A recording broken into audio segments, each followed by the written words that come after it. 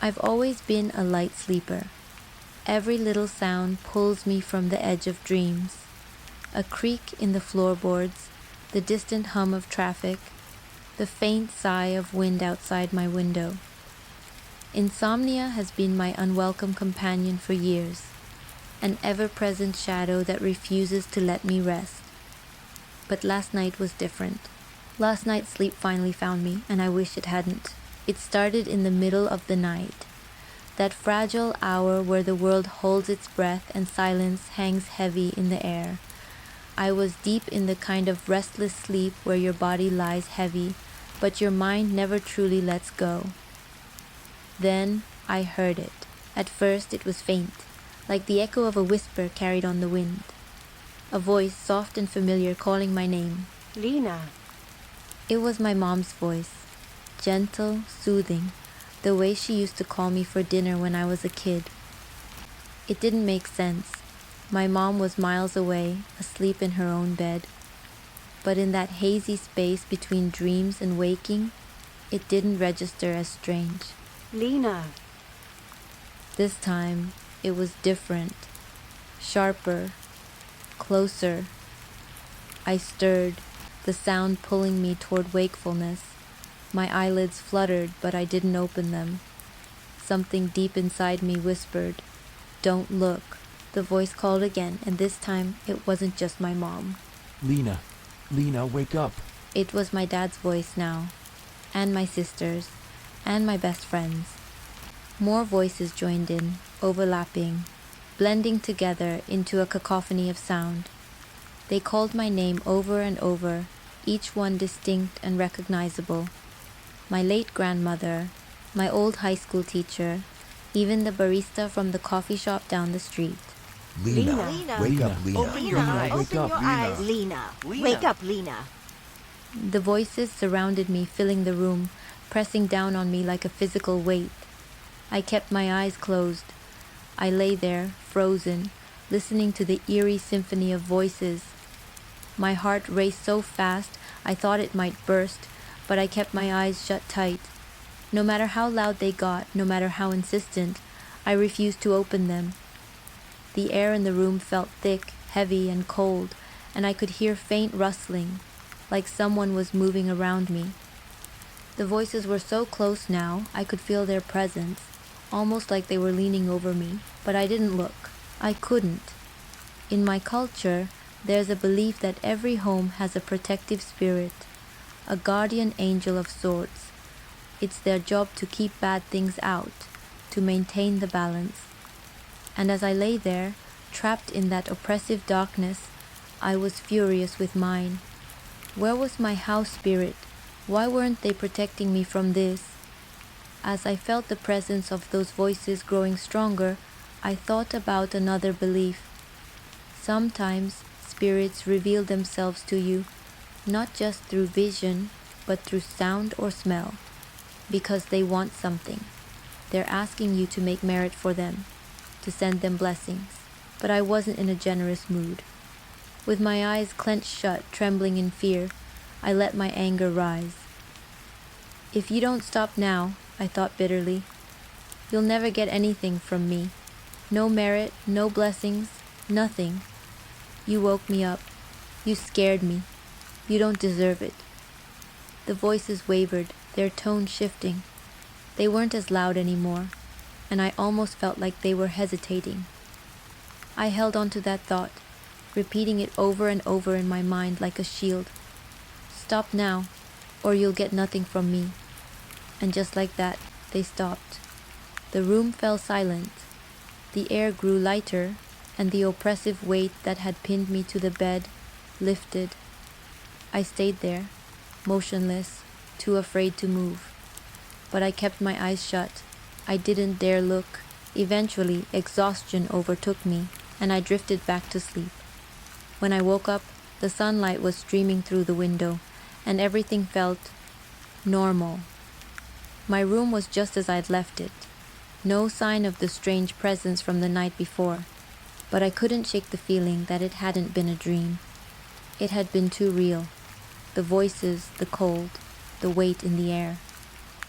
In the days that followed, I kept thinking about what had happened. The fear lingered, but so did the guilt. What if they really were spirits, desperate for someone to help them move on? What if they needed me to send them blessings, and I'd refused? I couldn't ignore the thought any longer. A few days later, I went to the temple. I made offerings, and dedicated the merit to any spirits who might have been there that night. I prayed for them to find peace, to move on to wherever they were meant to go. After that, the house felt different, lighter, warmer, and I never heard those voices again. I still think about that night sometimes, about the strange, oppressive feeling and the way the voices had called my name. I don't know if it was my imagination, a trick of my sleep-deprived mind, or something else entirely. But one thing's for sure, I'll never take the peace of an undisturbed night for granted again. We'd been married for about 4 years when I found out I was pregnant. My Norwegian husband, Eric, decided it was time to stop renting and buy a house of our own. We were living in a tiny flat in Oslo, and with a baby on the way, he wanted more space for a nursery and a garden where our dog could roam. But finding a house in Norway wasn't easy. Prices were sky high, and the market was fiercely competitive. We started searching for a home right after I got pregnant, thinking we'd find something quickly. We were wrong. Nearly 2 years passed as we combed through listings, went to open houses, and got outbid again and again. By the time we finally found the house, I'd already given birth to our son, Noah, and he was turning 1. Eric was the one who discovered it. It was an old property on the outskirts of Bergen, nestled in a quiet valley surrounded by forest. He said it was perfect, spacious, charming, and most importantly, within our budget. The price was surprisingly low for the area, but we were desperate by then. Eric took care of the paperwork while I stayed home with Noah. I hadn't even seen the house in person when we signed the contract. When Eric finally took me to see it, I felt a strange unease as soon as we pulled into the driveway. The house was older than I'd imagined, a 2-story wooden structure with peeling white paint and a sagging roof. It sat between 2 abandoned properties, their gardens overgrown and fences crumbling. Thick trees loomed at the edge of the yard, casting long shadows over the house, even in daylight. Inside, the house smelled faintly of mildew and something else, something metallic. The floors creaked loudly with every step, and the air felt heavy, almost oppressive. Eric led me upstairs, proudly showing off the rooms, but I stopped dead when we reached one of them. The door was locked, and I instinctively knew I didn't want to see what was inside. As soon as he pushed the door open, a wave of dread swept over me, and I immediately wished he hadn't. What made me freak out was the floor. It was covered with old ritual offerings, black incense sticks in a pot, bottles of something I couldn't identify, and there were burn marks on the floor. The agent who had met Eric the first time had casually mentioned that the previous owner's son used the room for his rituals. Apparently, the son was involved in some kind of cult, and the reason they were selling the house was that the husband and wife had split up and had been living separately for a long time. The son was the only one who still came to this house every now and then for his rituals. That's what the agent told us. I told my husband I didn't like it at all. He said not to worry, because they'd renovate everything inside, keeping only the exterior. That made me feel a little better. But still, something didn't sit right. Eric was determined to make this house a home. We spent months renovating, tearing down everything that made the place feel old and oppressive. The room with the altar was gutted, New floors, fresh paint, no trace of the symbols or the charred marks left behind. When it was all done, the house looked like a different place. Bright, clean, modern. For a while, I tried to settle in. I tried to push the memory of that room out of my mind, to believe that it was just an ugly part of the past that we'd erased with the renovations. But deep down, the unease lingered. It clung to me like a shadow, quiet but insistent, as if the house itself wasn't ready to let us forget. The first sign that something was wrong came from our dog. He flat out refused to go upstairs. He would sit at the bottom of the staircase, staring up at the landing, growling softly. At night, I started hearing faint creaking noises from the floorboards above. Eric said it was just the old house settling, but it didn't feel like that to me. Then, Noah started talking. He was 2 by then, babbling in short sentences. One day, I found him sitting in the hallway, giggling and whispering. I asked him who he was talking to, and he said, "The man upstairs." My stomach dropped. It wasn't just once. Noah would sit at the bottom of the stairs, pointing at nothing, laughing and chatting as if someone was there. Sometimes, he'd come running to me, saying, "The man wants to play with me." At night, he'd wake up screaming that the man was in his room. He stopped sleeping in his own bed altogether, clinging to me like his life depended on it. I couldn't ignore it anymore. One evening, when Eric was away on a work trip, I decided to confront the locked room. I took the key, climbed the stairs, and opened the door.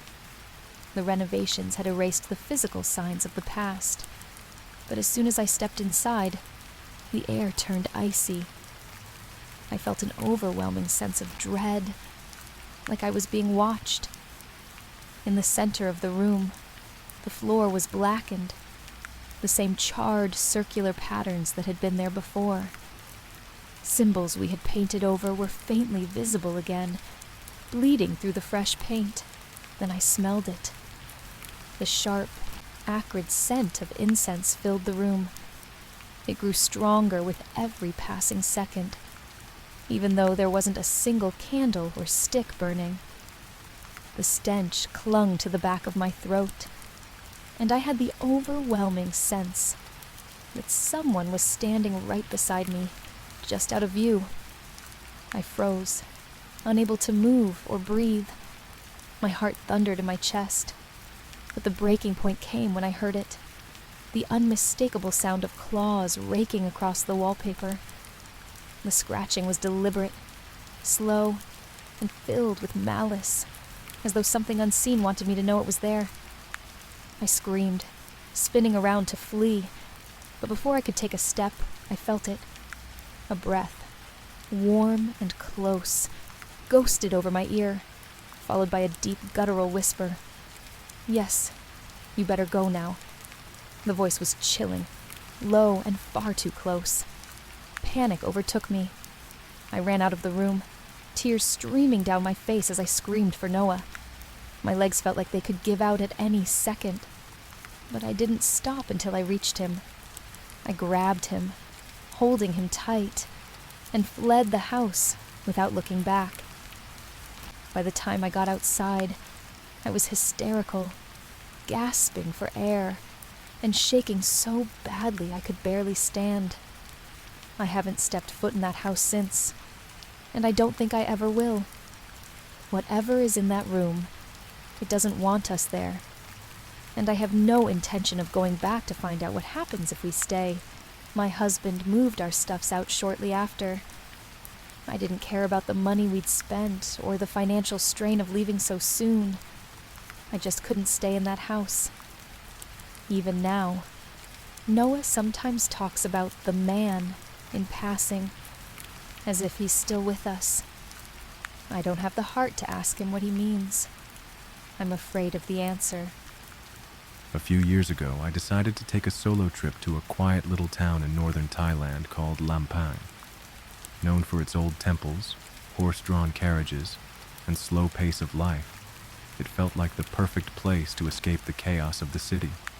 The air was cool, the streets were lined with teakwood houses, and the town carried a deep sense of history. What I didn't expect was to experience something that still lingers in my thoughts to this day.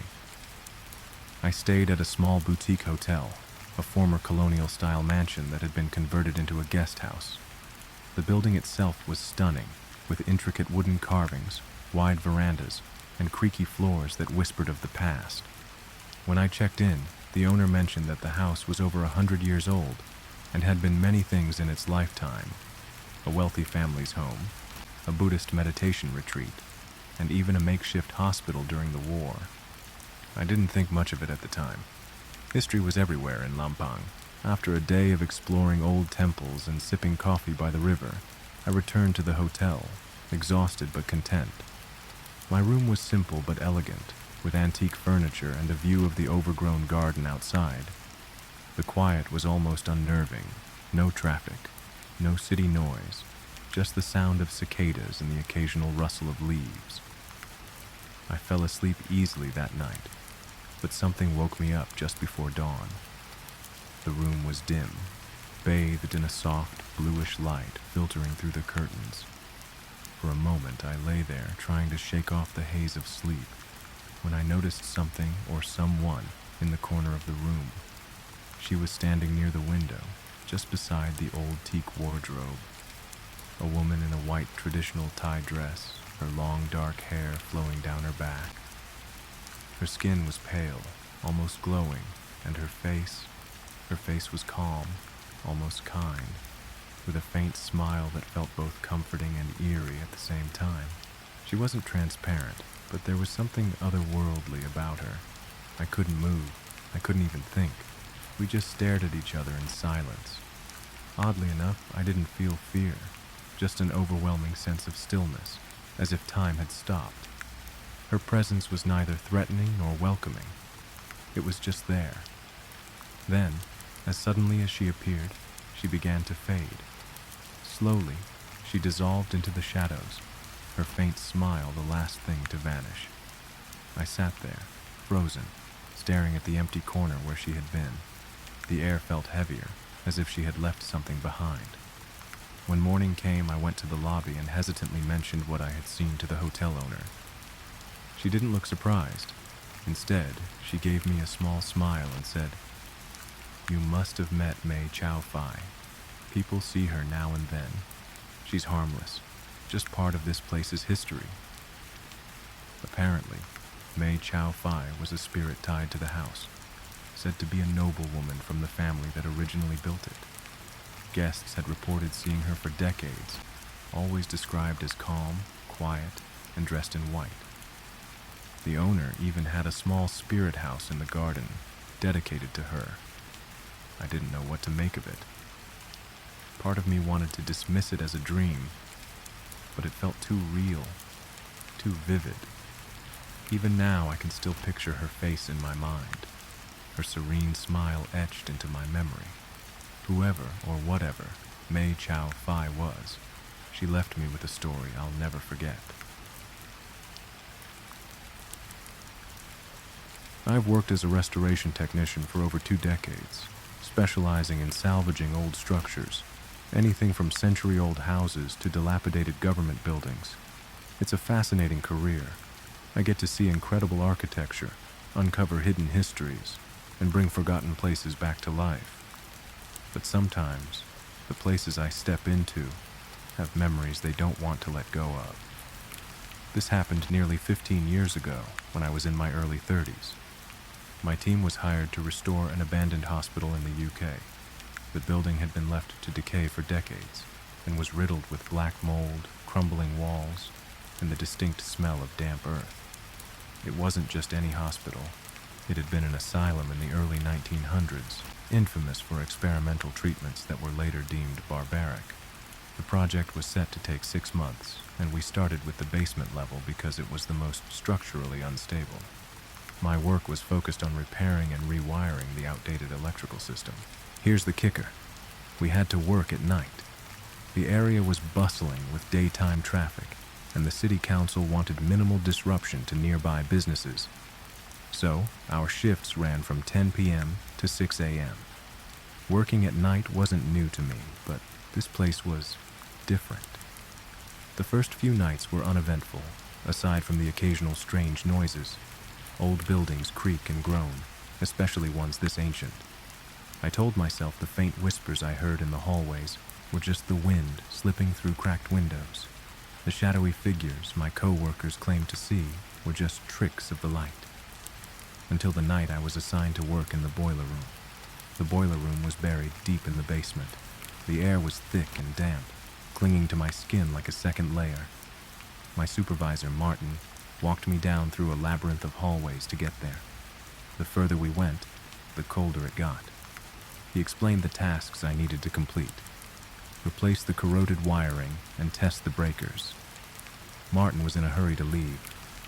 As he handed me my tools, I noticed his eyes darting nervously around the room. He muttered something about checking on the others and practically sprinted back up the stairs. I laughed it off at first. He'd always been a bit jumpy. I was alone now. The boiler room was cavernous, with low-hanging pipes that hissed softly. My headlamp cut through the darkness, illuminating patches of rust and grime. I set up my equipment and got to work, trying to ignore the eerie silence. About an hour in, I heard it. A soft tapping, like fingers drumming against metal. It was faint, coming from somewhere behind the massive boiler. I paused, listening intently. The tapping grew louder, more insistent, until it turned into a sharp banging. I stood up, heart racing, and scanned the room with my headlamp. The banging stopped, replaced by an oppressive stillness. I tried to convince myself it was just the pipes expanding. That's when the lights went out. The darkness was immediate and suffocating. My headlamp flickered as I fumbled for my flashlight. The air felt heavier, colder, and the faint sound of breathing, raspy and uneven, came from somewhere in the room. I turned toward the sound, but my light didn't reach far enough. Then I heard a scraping noise, like nails dragging across concrete. My entire body tensed as I swept my light across the room, but there was nothing there. The banging resumed, louder than before, and this time it came from directly beneath me. It was rhythmic, deliberate, like someone pounding their fists against the floor. My instincts screamed at me to leave, but I was frozen in place. Then, without warning, the boiler let out an ear-piercing hiss, and the banging stopped. For a moment, all I could hear was the pounding of my heart. I turned to gather my tools, ready to bolt, but before I could take a step, the door to the boiler room slammed shut with a deafening clang. I ran to the door, tugging at the handle, but it wouldn't budge. My breath came in short, panicked gasps as I banged on the metal, screaming for help. That's when I saw it. A shadow in the corner of the room, darker than the surrounding blackness. It moved toward me slowly, deliberately, and as it did, the temperature plummeted. My flashlight flickered, and for a split second I saw it. A man, gaunt and pale, with hollow eyes that seemed to bore into my soul. His face was twisted in anguish, his mouth opening and closing as if trying to speak. But no sound came out. The banging resumed, this time from all around me. The walls, the floor, the pipes. It was everywhere. I sank to the floor, covering my ears, tears streaming down my face. Then, just as suddenly as it had started, it stopped. The door creaked open, his face pale and stricken. He didn't say a word, just motioned for me to follow him. When we reached the surface, I collapsed onto the pavement, gasping for air. Martin lit a cigarette with trembling hands and muttered something about the boiler room being bad news. I wanted to press him for details, but I was too shaken to speak. I didn't return to the boiler room after that. The next night, I was reassigned to work upstairs. Weeks later, I learned the history of the building. The boiler room had been used as a punishment cell during the asylum's operation. Patients deemed dangerous were confined there, often left in isolation for days or even weeks. Many died in that room, their deaths attributed to neglect or mistreatment. The banging, I realized, wasn't the sound of pipes. It was the sound of fists pounding against the walls, begging to be let out. I still don't know what I saw that night. Was it one of the patients, trapped in a cycle of torment? Or was it something else entirely, something darker? What I do know is that I'll never forget the look in those hollow eyes, or the overwhelming sense of despair that filled the room. I've worked in dozens of old buildings since then, but nothing has ever compared to that experience, and I hope it never does. I've always been a skeptic when it comes to the paranormal. Ghosts, spirits, hauntings, none of it ever felt real to me. I mean, sure, I'd enjoy the occasional horror movie or spooky podcast, but they were just stories, right? Things that happened to other people. But that was before I moved into the old duplex on Elmhurst Street. Before the closet in my bedroom became something I can't explain. The move was supposed to be a fresh start. I'd just landed my first teaching job in a small town, and the duplex, while a little dated, was perfect for my budget. The landlord, Mr. Callahan, was an older man who seemed nice enough, though he made a passing comment about how the place had been empty for a while. I didn't think much of it at the time. The first few weeks went by without incident. I spent my evenings grading papers, watching TV, and trying to make the space feel like home. The bedroom had a large built-in closet with old wooden doors that stuck a little when you tried to open them. It wasn't particularly creepy, just old. But then I started noticing the sounds. At first, I thought it was just the house settling. The occasional creak or groan of the wooden floors was nothing unusual. But one night, as I was lying in bed, I heard it, a faint tapping sound coming from the closet. I turned on the bedside lamp and stared at the closet, my heart thudding in my chest. The sound stopped the moment the light came on. I chalked it up to my imagination and turned the light off, but as soon as the room was dark again, the tapping resumed. Over the next few nights, the tapping became more frequent. It always started around the same time, just after midnight. I tried to ignore it, convincing myself it was some kind of rodent problem, or maybe loose pipes in the walls. But one night, the tapping changed. It became louder, more deliberate, almost like someone was knocking from inside the closet.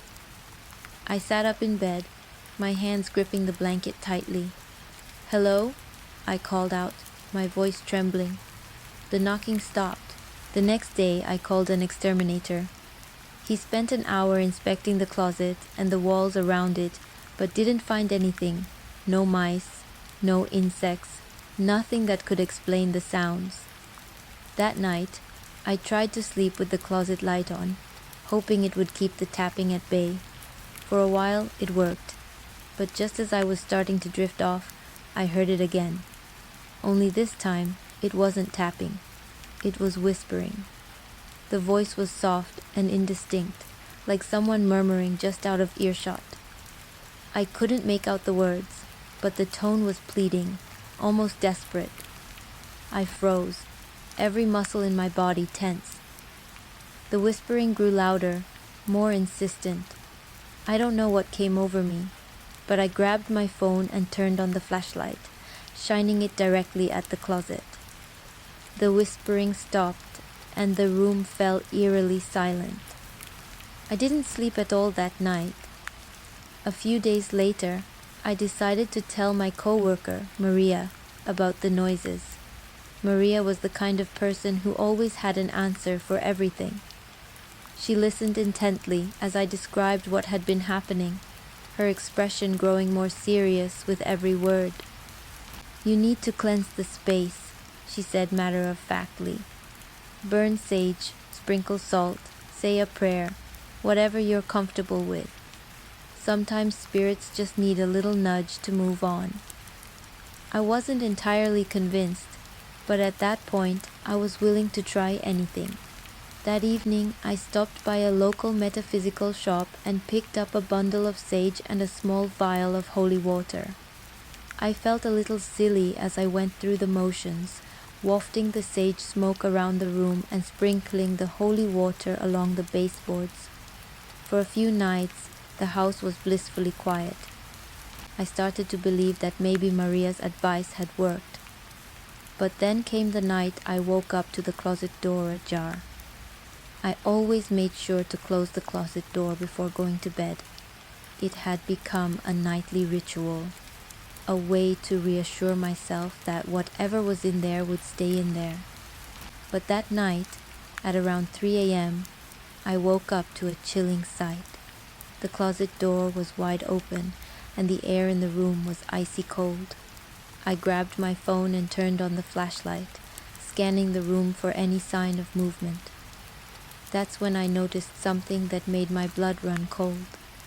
The floor in front of the closet was covered in scratch marks, long, jagged lines etched into the wood as if something had been dragged across it. And then I heard it, my own voice. Faint but unmistakable, it came from the depths of the closet, calling my name. Lily. I don't remember much about what happened next. I think I screamed. I think I ran out of the room and spent the rest of the night on the couch, clutching the kittens who had bolted out of the bedroom before me. The next day I called Mr. Callahan and demanded answers. At first, he was reluctant to talk, but after some prodding, he finally admitted that the previous tenant had moved out under mysterious circumstances. She claimed the closet was cursed, he said hesitantly. Said she heard voices and saw things she couldn't explain. I thought she was just unstable. I moved out a week later. I don't know what's in that closet, and I don't want to know. But sometimes when I'm lying in bed in my new apartment, I think about the voice, the way it called my name. And I can't shake the feeling that one day it'll call again. I've lived in this neighborhood for over 30 years, surrounded by familiar faces and homes that seem to breathe along with us. I'm in my mid-50s, working as an office clerk at the bank. My days are routine, mundane even, but there's comfort in that. Among the families on our street, there was one I always felt a special connection with, the Sandersons. Their son, Caleb, was born a few years after they moved in. When his parents needed help, I was the one they turned to. Babysitting Caleb felt less like a chore and more like spending time with family. I watched him grow from a bright, curious child into a quiet teenager. As he got older, the closeness faded. He was polite, always offering a nod or a smile when we crossed paths, but those long afternoons of cartoons and peanut butter sandwiches became nothing more than distant memories. Last Monday morning, my quiet life took a turn I never expected. I woke to the sound of sirens and a commotion outside. My bedroom window looks directly across the street to the Sandersons' house, and when I peeked out, I saw the ambulance, flashing lights casting cold blue pulses against the walls of my home. Neighbors had gathered on the sidewalk, their faces pale and solemn. That's when I saw Caleb's parents standing on the porch, holding each other as if they were the only thing keeping each other upright. Caleb wasn't with them. My chest tightened. Whispers among the neighbors reached my ears later that day. Caleb had ended his life. He was only 22. The word spread quickly. His online business selling belts hadn't taken off, and it left him drowning in debt and despair. Depression had been eating away at him, and in the end, he had used one of those very belts to end his suffering. The days following his death were a blur. His parents stayed inside, their house silent except for the occasional shuffle of footsteps. I tried to focus on my work, but my eyes kept wandering to his bedroom window, the curtains always drawn shut. In my culture, taking one's own life is considered a grave sin. It's said that those who do so are trapped, forced to relive their final moments in an endless loop until they reach the end of their natural lifespan. Worse, their spirits often linger, weighed down by fear, regret, or unfulfilled desires. It's believed that during the first few days after their death, they may not even realize they've passed on, their souls trapped in the emotions they felt in their final moments. That belief took on a chilling reality for me. 2 nights after Caleb's death, I woke abruptly around 2 a.m. The house was silent, but something felt off. My bedroom window faces his, and as I glanced outside, I saw a light flickering in his room. I froze, my breath caught in my throat. The Sandersons had kept the room locked since Caleb's passing, and no one had been inside. The flickering wasn't steady like a bulb. It was erratic, almost like the glow of a candle. My heart raced as I watched the light move, shifting as though carried by someone. Then I saw it, a figure passing by the window, just a shadow, but unmistakably human. I wanted to convince myself it was a trick of the light or my imagination, but deep down I knew better. The following night, I had a vivid dream. I was standing in Caleb's room. The walls were bare, the furniture gone, but the belt he used lay on the floor, coiled like a snake. Caleb was sitting in the corner, his head buried in his hands. He was crying, deep guttural sobs that shook his entire body. When he finally looked up at me, his face was pale and streaked with tears. He whispered, "I didn't mean to do it. It was in the moment. I just wanted the pain to stop. I'm sorry." His voice cracked, and he looked so lost, so broken. "I regret it. I wish I could take it back. Thank you for everything. I didn't say it enough, but I appreciated you." I woke up gasping, my pillow damp with tears. The dream felt so real, like he had reached out to me from wherever he was. The next day, I couldn't shake the weight of his words. In my culture, it's said that spirits of those who die tragically often carry their final emotions with them: fear, sorrow, anger, or attachment. These emotions bind them to the world, making them appear to those they were closest to. Caleb must have been clinging to those last moments of regret and despair. That night, I had the dream again. He was there, crying, repeating the same words as before, his voice filled with sorrow and regret. But this time, I was ready. I knew what to say. I knelt beside him, my heart aching, and softly said, "It's okay. We all love you. But you're in a different realm now, a place where you're free. You don't have to carry this pain anymore. It's time to let go and move on." The flickering light in Caleb's room disappeared after that night, and the house across the street has remained dark ever since. I still glance at his window sometimes, half expecting to see him standing there, but I know he's gone now. I like to believe that Caleb found peace. Perhaps my dream was his way of saying goodbye, a way to let me know that he regretted his choice and wanted me to understand. Even now, when I think of him, I try not to dwell on the tragedy of his death. Instead, I remember the bright, curious boy who once filled my afternoons with laughter and wonder. If there's one thing I've learned from this, it's that we never truly know the battles others are fighting. Caleb's pain was invisible to me until it was too late, and I'll carry that lesson with me for the rest of my life. As for his spirit, I pray that he has moved on to a place where his pain no longer follows him. Wherever he is, I hope he knows he was loved, even in his darkest moments. They say you never really leave the womb alone. If that's true, maybe that's why I've always felt like I had a shadow, someone watching me from just beyond the edges of my sight. My birthday has always been strange. Growing up, the lights always seemed to flicker when I blew out the candles. Balloons would burst for no reason. My mom would laugh nervously, blaming it on bad wiring or cheap party supplies. I didn't think much of it until last year. It was my 25th birthday. The party was low-key, just a few close friends and family. The cake sat untouched, a gaudy chocolate monstrosity with neon candles. I was mid-sentence when everything seemed to shift.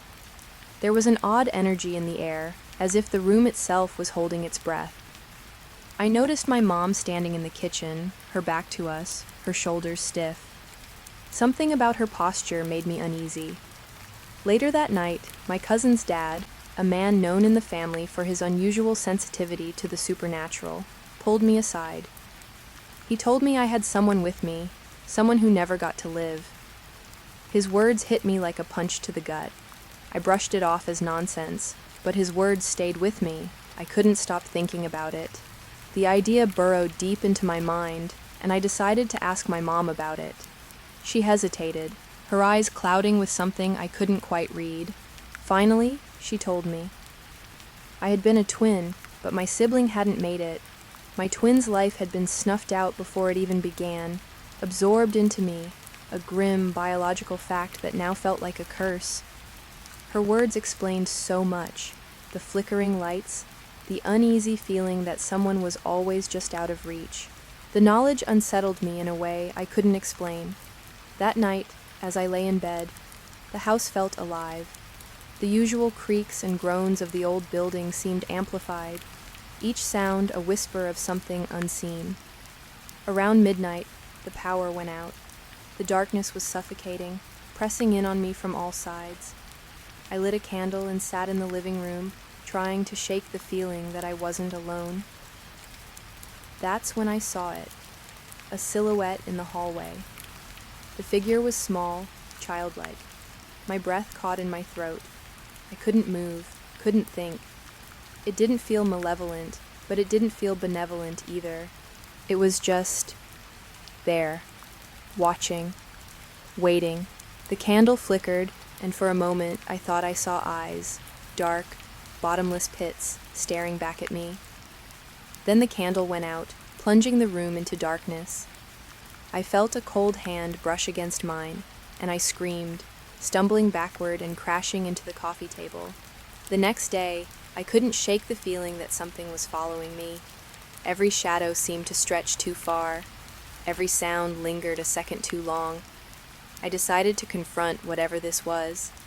I dug through old photo albums, searching for, I don't know what, proof? Closure? I found a single ultrasound image, buried at the bottom of a box of keepsakes. 2 tiny shapes, side by side. It was undeniable. I knew I needed to do something. Ignoring it hadn't worked. I remembered stories I'd heard about rituals to acknowledge the dead, to give them peace. I gathered what I could: candles, a photo of myself as a baby, and an old stuffed animal that had been mine since childhood. That night, I sat in the living room and spoke to the air, hoping my words would reach whoever or whatever was out there. I apologized for not knowing, for not acknowledging her sooner. I told her she wasn't forgotten, that she was part of me and always would be. As I spoke, the room grew heavy, the air thick and stifling. The candles flickered wildly, and the temperature dropped. Then I felt it again, a tiny hand brushing against my calf. But this time it wasn't cold. It was warm, almost comforting. The heaviness lifted, and the candles steadied. That night, I dreamed of her. She had my eyes and a shy smile. She held my hand and whispered something I couldn't quite hear. When I woke up, I felt lighter, as if a weight I hadn't realized I was carrying had been lifted. Now, every year on my birthday, I leave a slice of cake on the table for her. The lights don't flicker anymore, and the balloons stay intact. But sometimes late at night, I swear I hear the soft sound of laughter. It doesn't scare me anymore. It feels like a reminder that she's still here, watching over me, just as I'd watch over her if the roles were reversed. It's been 2 years since my ex Daniel ended his life. His absence is a ghost in itself, one that followed me through the darkest nights, but I'd started to heal. I've even begun to feel happiness again with someone new, Eric. 5 months in, and for the first time, life felt normal. That was until last night. I woke up at 2:14 a.m. to an eerie stillness. Eric was fast asleep beside me. I slipped out of bed, the faint glow of the moon streaming through the window. I wasn't sure why I was awake, but something felt off, like the kind of quiet before an explosion. Walking to the bathroom, I noticed the door to the hallway slightly ajar. That's when I saw him, Daniel. He was standing in the hallway, half shrouded in darkness. His face wasn't quite right, though. His features were shadowy, blurred, but still unmistakably him. He stared at me, his head slightly tilted as if studying me. There was no anger or malice in his expression, just a sadness so heavy I felt it in my chest. I froze, unable to move or speak. It was like the air had thickened around me, pressing against my skin. Then, slowly, Daniel raised his hand and pointed behind me. I didn't want to turn around, but my body betrayed me. I turned my head, and there it was, a shape hunched in the corner of the living room. It was tall and grotesque, its body elongated unnaturally, like a shadow stretched too far. It didn't have a face, but its head cocked toward me in a way that screamed recognition. My breath hitched. When I turned back to the hallway, Daniel was gone. The air around me turned icy, and I stumbled back into the bedroom, slamming the door shut behind me. Eric stirred, but didn't wake. I spent the rest of the night sitting on the edge of the bed, staring at the door, half expecting it to creak open. This morning, Eric asked if I was okay. I told him I didn't sleep well, a gross understatement. The thing is, I can't shake the feeling that Daniel wasn't just appearing to say goodbye or check in. He was warning me, but of what? Or who? Now, as the day drags on, the shadows in our home seem darker, thicker. I keep catching glimpses of movement in the corners of my eyes, but when I turn, there's nothing there. I want to tell Eric, but how do you explain something like this without sounding insane? I'm scared to sleep tonight. If Daniel's ghost was trying to warn me, what happens if I ignore it? And what was that thing in the living room? I'm not sure I'm ready to find out. I don't know how to start this, but I need to get it out. Writing it down might help me make sense of it, or at least prove to myself that I'm not losing my mind. I'm 29, living alone in a small, creaky house I inherited from my grandmother. She passed 2 years ago, and selling it felt wrong. It's not exactly cozy. Cold drafts slip through the walls. The air always smells faintly of mildew, and at night, the silence feels too deep, like the house is holding its breath. It's just me and my dog, Rufus, rattling around in this place. For a while, things were fine. The usual quirks of an old house, the occasional groan of wood, pipes clanking in the night. But last month, things started changing, and I can't explain any of it. At first, it was little things. Lights I swore I turned off flickering back on, my keys appearing in different rooms. Small, forgettable moments that I brushed off. Stress, exhaustion, my own absent-mindedness. But then Rufus started acting strange. He's a laid-back Labrador, the kind who rarely barks, but lately he's been fixated on the stairs. He stands there for hours, staring, sometimes growling low in his throat. Other nights, he refuses to enter certain rooms, ears flattened, tail tucked tight between his legs. Then came the footsteps. A week ago, I woke at 2 a.m. to the sound of slow, deliberate steps in the hallway outside my bedroom. My pulse pounded, but I told myself it was just the house settling. Still, I got up, checked every room, every closet. Nothing. But Rufus wouldn't leave my side, his body stiff, growling softly at the empty air. The next morning, the attic door was open. I never go up there. It's a cramped, dusty space filled with my grandmother's forgotten things, and the door has one of those heavy latches that sticks. I know for a fact it was shut. But there it was, open just enough to reveal the yawning blackness beyond. I locked it, tried to forget, but last night, something wanted me to look away. I was watching TV when Rufus started barking. a frantic, panicked sound I'd never heard before. His gaze locked onto the basement door this time. I muted the TV. Listened. At first, silence. Then, tap, tap, tap, coming from the basement. My stomach turned to ice. Someone had broken in. That was my first thought. Had to be. I grabbed a flashlight, pushed the door open. Rufus refused to follow. I descended the stairs slowly, the wooden steps creaking beneath me. The basement was empty, just the damp air and a single bare bulb casting weak light against the concrete walls. I checked the windows, still locked, no signs of a break-in. Then I saw it. In the far corner of the basement, deep scratches marred the concrete wall, not random marks, deliberate, jagged carvings, as if something had clawed at the stone. The lines formed a pattern, letters, but not in any language I recognized. A shiver crawled up my spine. My flashlight trembled in my grip. Then, from above me, the attic door. I ran up the basement stairs, my breath coming in short gasps. The attic door was wide open. The heavy latch dangled loose, swinging gently, as if someone had just stepped through. It was never the basement. It was the attic all along. I didn't sleep last night. Couldn't.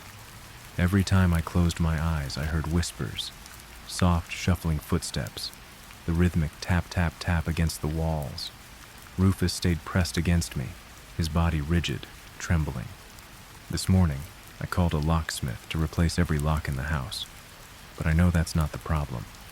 I don't want to leave. This is my family's home, but something else is here, and it's getting bolder. If anyone's been through this, tell me I'm not crazy, because I don't think I'm alone anymore. This was one of the deadliest industrial accidents in Thai history. It happened late on Monday night, September 24th, 1990, on New Phetchaburi Road. The incident took place at around 10 p.m. New Phetchaburi Road was alive that night, buzzing, pulsing, like a vein in the heart of the city. Neon signs flickered overhead, humming with electric light, casting strange glows on wet pavement. Street vendors shouted over the roar of traffic, smoke rising from sizzling woks, the air rich with the scent of fried noodles, grilled pork, and sweet chili. Motorbike taxis weaved between cars, horns blared, lovers bickered on sidewalks, and children clung to plastic bags of snacks. It was Bangkok at its most alive, messy, loud, unstoppable. A place where life never really slowed down. Mr. Soothat was driving a gas truck for a private company.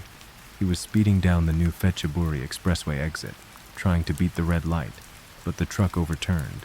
The vehicle skidded along the asphalt, scraping and groaning, until its two capsule-shaped gas tanks, each holding 3,770 liters, broke free.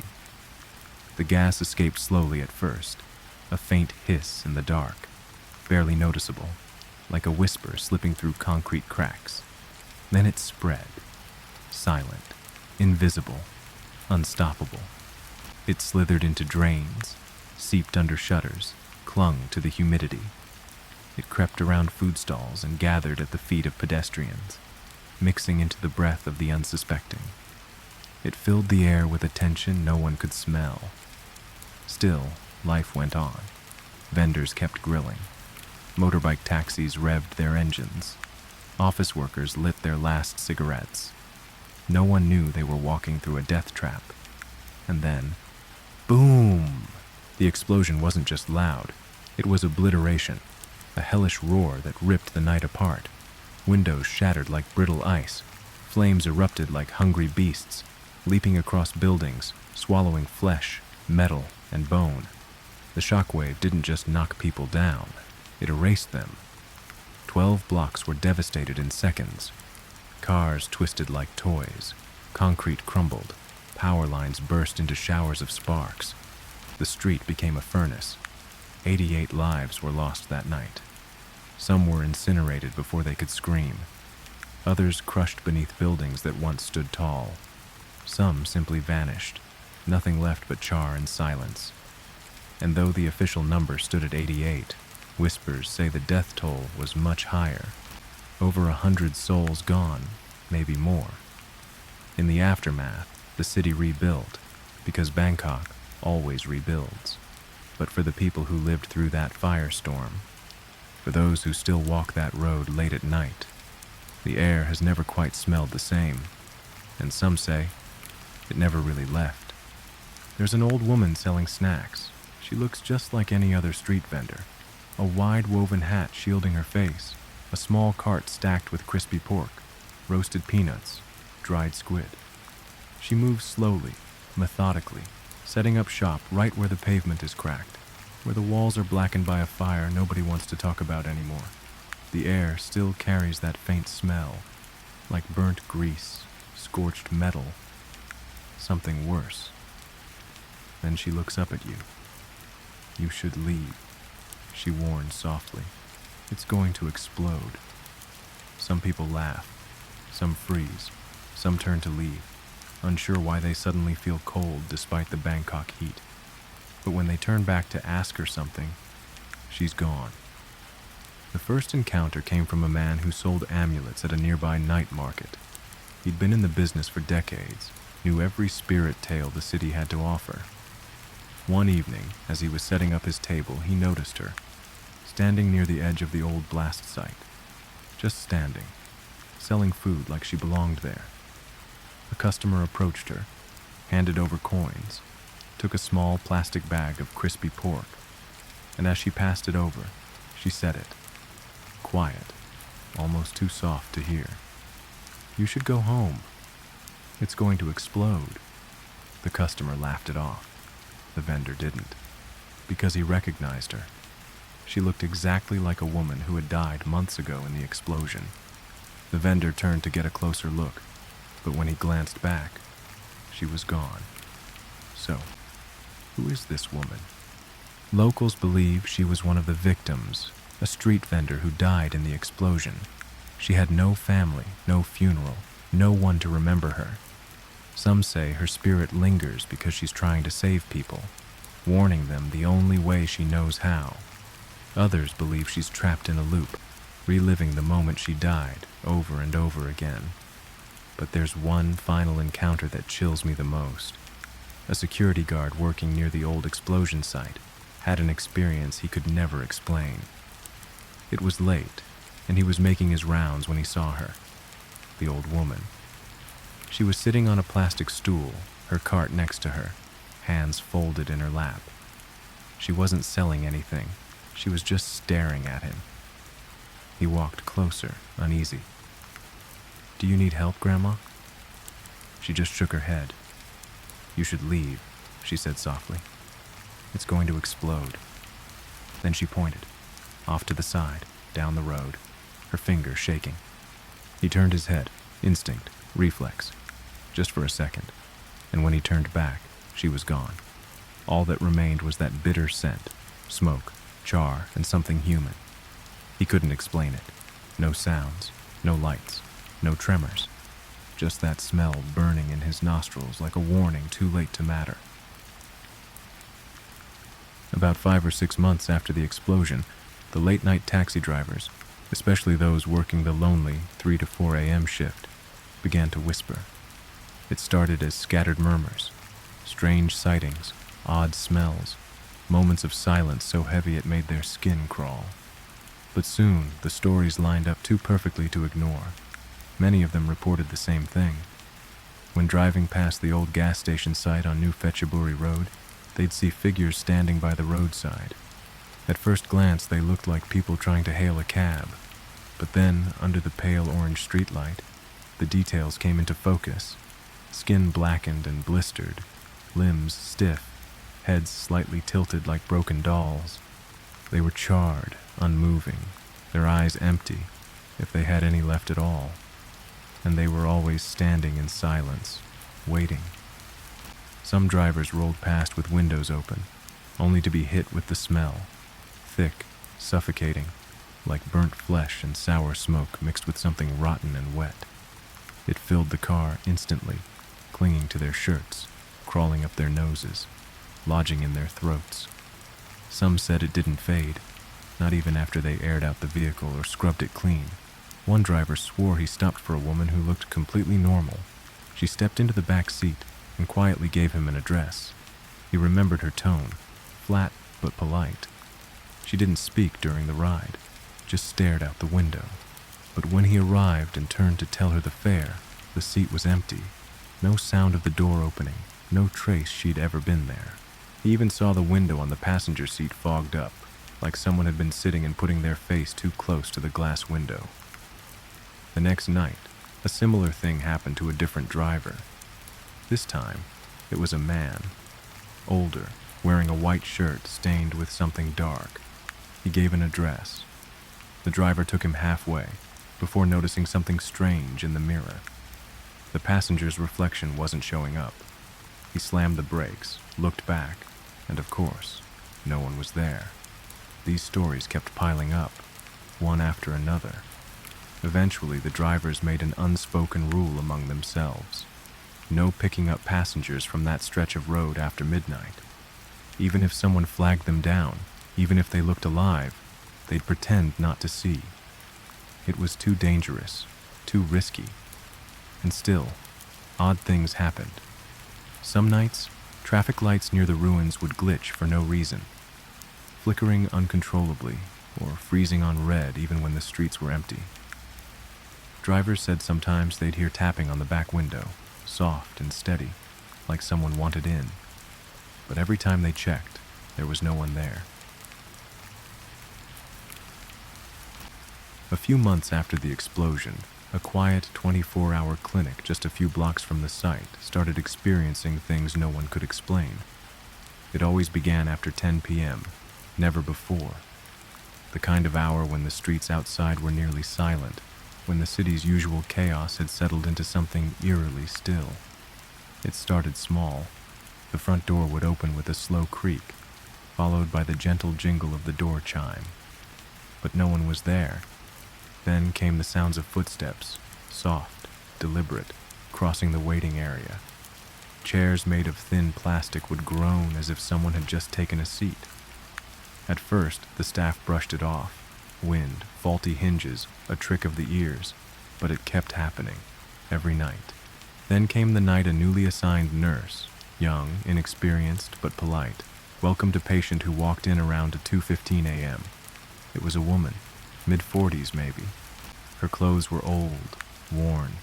Her hair smelled faintly of smoke. Her skin was pale, her eyes unfocused like she hadn't slept in days. The nurse asked her name, her symptoms. Her hands shook a little as she spoke, and her voice was low but steady. The nurse wrote everything down, symptoms, personal details, the works, and then asked her to wait. A few minutes later, when it was her turn to see the doctor, the nurse called out her name. No answer. She looked around. The woman was gone. Not in the bathroom, not outside, not in any of the rooms. Vanished completely. Still trying to stay professional, she asked the night supervisor if they could check the CCTV footage. Maybe the patient had slipped out quietly. Together, they pulled up the footage, and what they saw made her blood run cold. In the video, the door never opened. No one walked in. The nurse was sitting at her desk, smiling, nodding, writing notes, talking to no one. She had held an entire conversation with empty space, and of course, that now invisible patient had told the nurse she was there for burn wounds. She claimed she'd been in a fire. The nurse never worked the night shift again.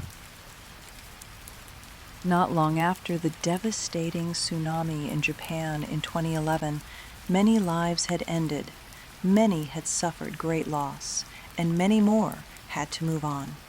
Yoji Tanaka was an ordinary taxi driver in Ishinomaki City, Miyagi Prefecture. He wasn't talkative, but was hard-working. He never complained, not even on days when there were barely any passengers. Many times as he drove past the ruins of what used to be neighborhoods, families, and memories, he would quietly sigh and keep driving. That night, around 10 p.m., the air was cold, and the area around the train station was eerily silent. While Yoji was waiting in his taxi, a young woman quietly approached. She was wearing a modest beige office outfit like any regular office worker. Her long hair was damp, as if she had just been caught in the rain. "Could you take me to the other side of town?" she said in a calm voice. Yoji froze. The other side of town was the area that had been completely wiped out by the tsunami. Hardly anyone lived there anymore. The land had not been restored, and some roads were still broken in places. "There's no one living there now. Why do you want to go?" The woman didn't answer. She simply nodded slightly. "But I have to go."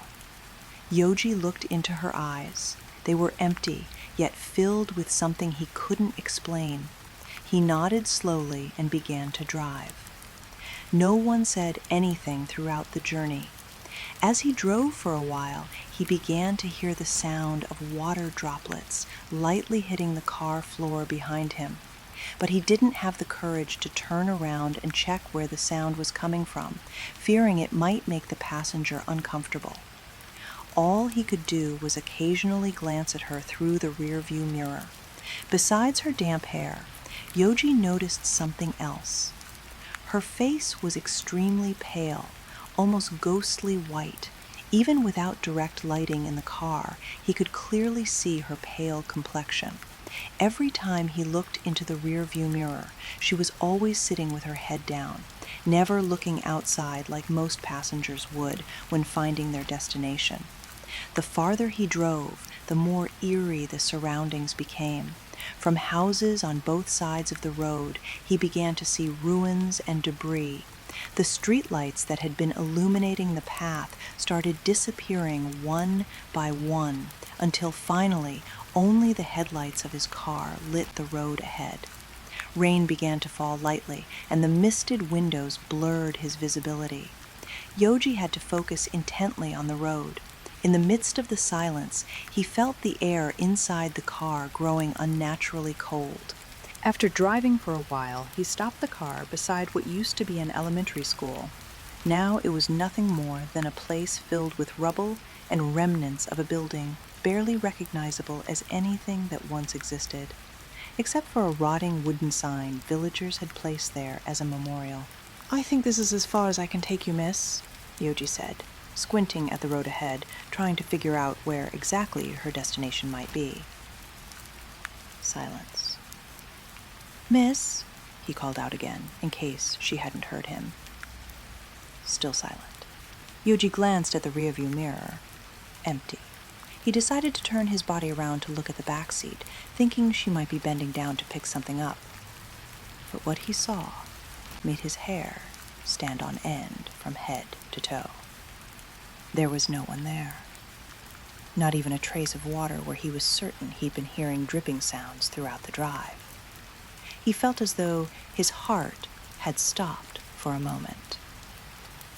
He looked around and saw only ruins of buildings, homes, and cars scattered across the area. There were no signs of life whatsoever. Yoji sat there for a while, trying to compose himself, before finally starting the engine and driving home as quickly as he could. He stopped driving his taxi for several days. When he finally returned to work, he told his colleagues the whole story, his voice serious. One of them looked at him and murmured, "So you're one of the ones who saw her too, huh?" Another driver saw that same woman near the station last month. Yoji stayed silent. He didn't respond. He simply looked out the window and saw the rain falling softly, just like that night. Maybe it wasn't that she simply wanted to go, but maybe she had never made it back home since that day. Tagajo City, Miyagi Prefecture, spring 2012. 1 year had passed since the massive tsunami that forever changed the land of Japan. Many houses remained in ruins. Silence and sorrow still lingered throughout the city. At a small fire station in the suburban area of Tagajo, a young firefighter named Hayato had just recently started working. He was aware of the heavy responsibility in a land filled with scars, both from the disaster and from the hearts of the people. One night in early April, while everyone was resting in the office, the emergency phone suddenly rang. "Fire! Nauka District 3-2. Please hurry." The voice on the line was soft and trembling, but clear enough that no one dared to ignore it. Hayato and his team rushed immediately to the reported location, but when they arrived, there was nothing. Only an abandoned area overgrown with weeds and debris from buildings that had been swallowed by the waves the year before. The fire crew drove around the area, hoping the caller might have reported the wrong coordinates. But they found no sign of any fire nearby. It might have been a misunderstanding, or perhaps a prank call by a child. They tried to think positively and drove back to the station. But the next night, and for many nights after that, the phone kept ringing at the same time, with the same words and the same location. Only the voices changed. Sometimes it was a middle-aged man, sometimes a woman, and even at times the innocent voice of a child. "Fire! Nauka District 3-2, please hurry." There was no caller ID, no name, and every time they arrived at the scene, there was nothing. Not even the slightest trace of a fire or of anyone having been there. Hayato grew uneasy. He decided to speak with the senior fire captain, Uncle Hiroshi, who had been working there since before the tsunami. Uncle Hiroshi fell silent for a moment before speaking in a serious tone. "That spot? There used to be a family living there before the waves swept the house away. Father, mother, 2 children. None of them survived. They were caught in a gas explosion before the water even reached them. It happened less than an hour before the tsunami struck." Hayato felt a chill run through his entire body. Then, why are they calling just now? Perhaps their spirits still don't realize they've passed on, and they're still calling for help. The next night, Hayato and his team prepared incense sticks, candles, and flowers. When the phone rang again, they drove to the same location, stood in front of the scarred land, and recited prayers, wishing for the souls to find peace. The night breeze blew gently. The shadows of the wild grass swayed as if waving farewell. After that night, there were no more mysterious calls. The small house in the suburbs was quieter than it had ever been.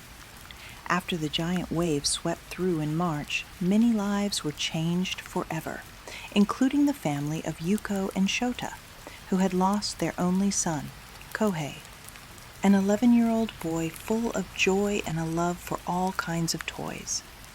After the funeral, everything that belonged to their son remained in its place. The battle robot he loved to play with alongside his father, the remote-controlled car he used to drive in circles around his mother, and the talking Shiba Inu plush that had been his favorite birthday gift when he turned 11. Everything was still cleaned and kept just as it was, but lifeless. The first night something happened. It was a drizzly night with a strong, cold wind. Yuko jolted awake when she heard a soft knocking at the front door. Knock, knock, knock. She looked through the peephole but saw no one. When she opened the door, she saw only small, wet footprints on the ground, as if a child had walked there in the rain, but there was no trace of anyone. She thought it might have been a local child who had knocked on the wrong house. Although it felt a bit strange for a child to be out this late at night, she didn't think much of it. The next night, and many nights after that, the same thing happened. The knocking, the wet footprints, even on nights when it didn't rain.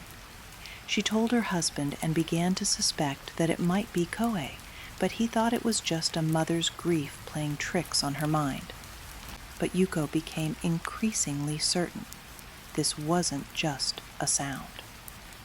A few days later, as Yuko sat alone in the living room at night, Kohei's toy on the shelf suddenly activated. "Woof woof, Kohei, let's play," said the talking Shiba Inu plush, without anyone touching it. The next day, the toy car that had been sitting in the corner of the living room suddenly started driving in circles on its own, even though the remote control was still resting on the table. Yuko cried and whispered into the silence, "Is it you, Kohei? Have you come back to see Mommy?" One late night, she decided to tell Shota everything again and insisted this was definitely Kohei. His face turned pale, and he tried to tell her that their son had already moved on to a place where they could no longer meet. Kohei would never return. As they were arguing, the battle robot, without batteries, sitting on the shelf, started to make sounds. Shota stared at what was happening in shock. He collapsed to the floor, emotionally overwhelmed. The two of them hugged each other and cried, without saying another word. From that night on, Yuko prepared snacks and placed them in front of her son's bedroom. She left a warm orange light on and waited. The knocking still came, the toys still activated by themselves, and on some nights she could hear tiny footsteps running past her bedroom door, or soft laughter that sounded just like Kohei when he was alive. Until one night, while she was half asleep, she heard the familiar knocking once again. Knock, knock, knock, and then, just a second later, a faint whisper by her ear, "Mom, I'm home." The next morning, she told a monk from a nearby temple about everything. The monk gently nodded and said, "Some children don't realize they've passed away. They think they've just come home as usual, waiting for their parents to take them to school like every day." So the monk performed a prayer and ritual to help Kohei's spirit realize that it was time to move on. After the ceremony, everything returned to silence. The knocking stopped, the toys no longer moved, but on some nights, Yuko still sat there, quietly looking into her son's room, and sometimes the Shiba Inu plush would suddenly turn on and say, "Woof, Mom." Years ago, I used to work night shifts, so I had kind of the opposite schedule of most people. On my days off, sleeping in a little meant I was waking up at 8 p.m. After showering and getting ready to start my day, most people were ending theirs. One of the few places I could still go to interact with people was bars, which is where many of my chore days started. I'd stop in, have a few beers, chat with some regulars, then get some stuff done. One night in mid-October, just like any other day off, I went to grab a drink before running to the store for some grocery shopping. I decided to go to a bar a bit out of the way, not one I went to often, but enough that the bartenders knew me, and I recognized a couple of the regulars. When I walked in, I didn't see anyone I knew, so I walked up to the sparsely populated bar and grabbed a seat. "Hey, Logan." The bartender Ted said as I approached. "Been a minute. How've you been?" "Pretty all right," I answered with my usual reply. I ordered a 90 shilling and sipped on it while making small talk with Ted between him taking other orders until he got busy with cleaning and stocking duties. I looked around the bar and noticed a younger guy in a red shirt sitting at the end. The red really stood out in the dim lighting, and I wondered how I hadn't noticed him walk in. I didn't see a jacket or anything around him that would have covered it. Odd, considering it was pretty cold outside. He was hunched over a mostly full beer, shoulders slumped. It wasn't hard to tell something had him down. Since Ted was busy, I decided to slide over a few seats until there was just one empty seat between us. "Hey man, how's it going?" I asked, curious why he looked so down. "It's going..." He replied in a slow, monotone voice. It was obvious from his slight slur that he'd been drinking for a while. I kept sipping my beer and chatting with him.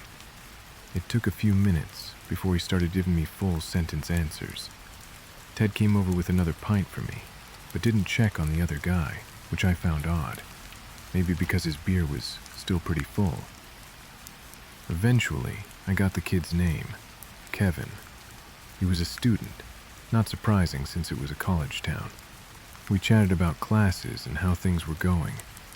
Eventually, I asked what had him so upset. After all, he looked down, and it was strange to be drinking alone around 10:30 on a Tuesday. I figured it was class-related, or maybe a breakup, so I wasn't ready for what he said. A year ago today, my best friend and I were drinking here, and he died in a car wreck on the way home. He said flatly, eyes starting to get watery. He didn't look up from his beer. Man, that sucks. Never easy losing someone, especially when it's unexpected like that. I asked a bit more about his friend, learned his name was Eric, and that they had met freshman year. Man, sounds like you guys went through a lot together, I said. Yeah. He said. Too bad I was busy today and don't have a car, so I can't visit his grave like I wanted to. I told him I could take him. I was leaving after this beer anyway, so if you want to ride, it's no problem. He looked up from his beer, not quite half finished, and into my eyes. Really? He asked, like I was offering something incredible. Sure, I replied, finishing my beer. I closed my tab, put on my hoodie, and we walked out to my truck. You're gonna have to direct me to the cemetery, I said as I started the engine. I don't know where it is. After driving through town and out to the edge where the cemetery was, we turned in. I don't remember exactly where the grave is, He said, but I know it's back this direction. and pointed to the left. I drove slowly until he told me to stop. I put it in park and grabbed a little flashlight out of my glove box before we got out, a cold breeze chilling me through my hoodie. I looked over at him. The temperature didn't seem to bother him, even though he was just wearing a t-shirt. It's hard to tell in the dark, but I think it's over here, He said, gesturing toward a part of the cemetery. I followed him off the paved area, our footsteps crunching through the leaves. We decided to each take a row to find the grave faster and split up, no more than about 10 feet apart. After a couple minutes of checking gravestones and a little more small talk, I decided to ask his friend's last name, but didn't get a reply. After a few seconds, I looked up and shone the flashlight where I last heard him. Nothing. I realized I didn't hear any leaves crunching either, just the soft rustle of branches in the breeze. Now it had been maybe 15 or 20 seconds since I last heard Kevin speak, so I knew he couldn't have gone far, especially if he was trying not to make noise walking through the leaves. I looked back toward my truck. Maybe he went there to get out of the wind, but there was no sign of him. That's when I decided to leave. I didn't stick around to look for him. I didn't go to the last spot I heard him to see who was buried there. I just left. I'd seen enough movies by then to know nothing good comes from staying. I got in my truck, reversed as quickly as I could to the main road, and got the hell out of there. On the drive home, deciding the errands I had to do could wait, I told myself I'd been tricked into giving someone a ride near his house using an elaborate lie. Any other explanation isn't one I really care to think about. 2 or 3 years ago, I was a bartender at this old bar. Western-style decor, dim lights, wooden beams that looked like they'd been there since the Wild West. The place had been around for over 60 years, and let me tell you, strange things happened there, more than I could ever explain. I'm absolutely sure people have died in that bar. Some say it was violence, others say overdose in the bathrooms, some just collapsed and never got back up. There were whispers about all kinds of endings within those walls. Honestly, with a place that ancient, it's not even surprising. It felt like the building itself had soaked up all the sorrow, the chaos, the final moments of those who never made it out. When I first started, a few staff warned me. They said the bar was haunted. I thought they were just spooked, or trying to haze the new person. I brushed it off like it was nothing. But then, one night, everything changed. It was after closing time. I was alone, restocking shelves behind the bar. The lights were dim. I heard laughter, voices, like a small group talking and laughing. I thought they were customers who refused to go home. I figured some people must still be loitering outside the bar. The door was locked. I had made sure of it myself for my own safety. Still, the sound kept drifting in like they were right outside the room. I stepped out to check. No one, not a single soul. The street was empty and quiet. I only heard the sound of the wind blowing outside. It wasn't just me. Other bartenders had their own strange stories. One of them said that just before closing time, she saw a man walking into the men's restroom. Normal, nothing weird about that. But after several minutes, he never came out. She waited for a while, so she asked the security guard to check. He searched both the men's and women's bathrooms, swept the entire bar from front to back. No one was there, not a trace. Some staff heard whispers calling their names, soft, like a friend leaning close. But when they turned around, nothing. Empty space. One girl felt a cold breath on the back of her neck. She thought it was her coworker messing around, but when she spun around, there was no one even near her, just the bottles and the silence. Even the bar manager had his moment. He was the last to leave that night. He locked the big garage-style door we used to close the place. But then he remembered that he left his car keys inside, so he pulled the door back up, and just for a second, he saw a woman standing behind the counter, not moving, just there, and just a blink of an eye, she disappeared. He wasn't sure if the eyes were playing trick on him or something. These little moments, they kept happening. Little things. Things you could brush off if you wanted to. Most people did. They told themselves it was stress, exhaustion, overthinking. It was all in their heads. Until the night, everything shifted. The bar manager called over one of the waitresses. He told her to go check the VIP lounge up on the mezzanine level. He said he saw a woman sitting there on the security camera. He told her to ask the woman to leave, because that section wasn't open, unless there were VIP guests or the bar was too crowded. So the waitress went, step by step, up the stairs. The VIP lounge was completely empty. She looked around, started to think this might be a not-so-funny joke from the manager. She radioed back, told the bar manager she didn't see anyone, but he insisted. His voice sharpened. He said, "She's right there. I'm looking at her and you on the screen. How come you don't see her?" The waitress stood in the middle of the lounge. She said she got chills all over. Later, they reviewed the footage together. There was no one in that lounge. Not one frame showed that lady. The bar manager's face went pale. He apologized, saying maybe he imagined it. Maybe he might have been seeing things again. But everyone who was there that night could feel it. That feeling that something was nearby, especially when we're all sober. Not long after, the owner of the bar came in. She usually only visited once a week, but she had heard about what happened. We told her the story, and she just nodded slowly.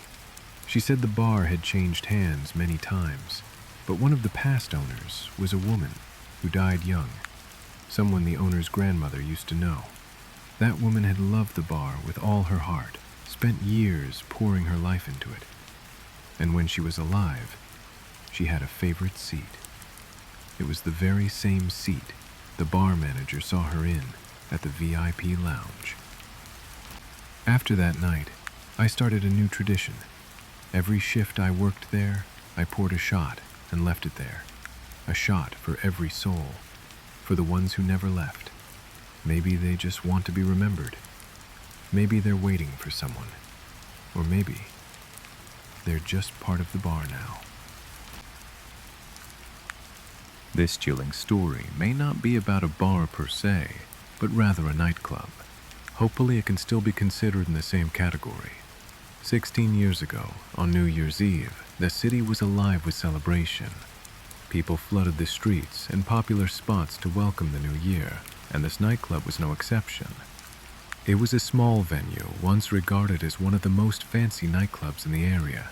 If you look it up, you can probably find its name without much difficulty. That night marked not only the end of 2008, but also the final night the club would ever open, as the owner's lease was about to expire.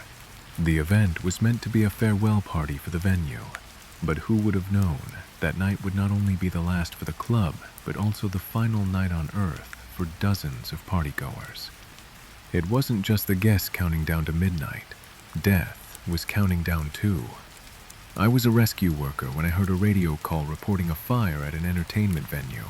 At the time, our unit wasn't assigned to that area, so we didn't respond at first, but 15 minutes later, a request for backup came through.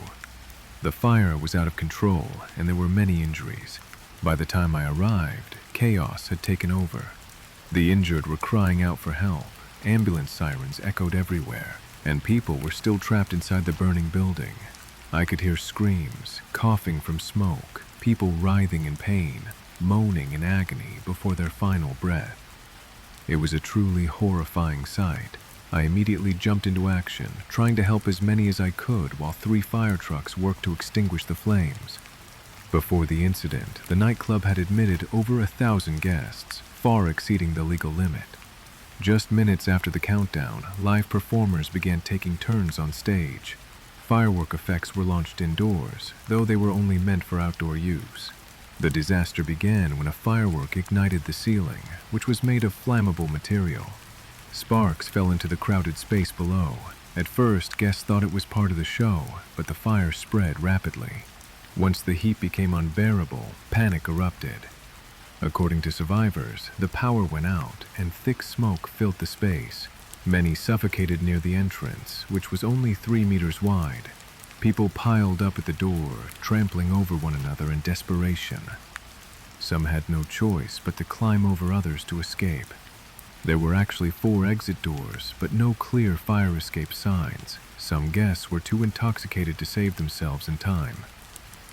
I stayed until the fire was finally extinguished. It was already morning. I hadn't even gone inside the building yet. I was exhausted and decided to go home, planning to return later to help recover the bodies. When I got home, I hung my rescue gear outside and took a shower. The smell of smoke and fire from the night before still clung to me. As I was heading out again, a neighbor joked, "Did you grill some pork? Smells like barbecue all over the street." I gave a faint smile, but said nothing. Back at the scene, we began retrieving the bodies. It was one of the worst sights I'd ever seen. On the stairway to the mezzanine, bodies were piled up nearly 2 meters high. It was the only staircase leading up and down. In total, 67 people lost their lives in the fire. Including the injured and disabled, the toll reached 222. I sat down across the street from the charred remains of the building. Nearby, rescue workers and the grieving families of the victims were crying uncontrollably, hoping to retrieve their loved ones for religious rites. But tragically, several bodies couldn't even be identified, as they were burned beyond the point of forensic verification.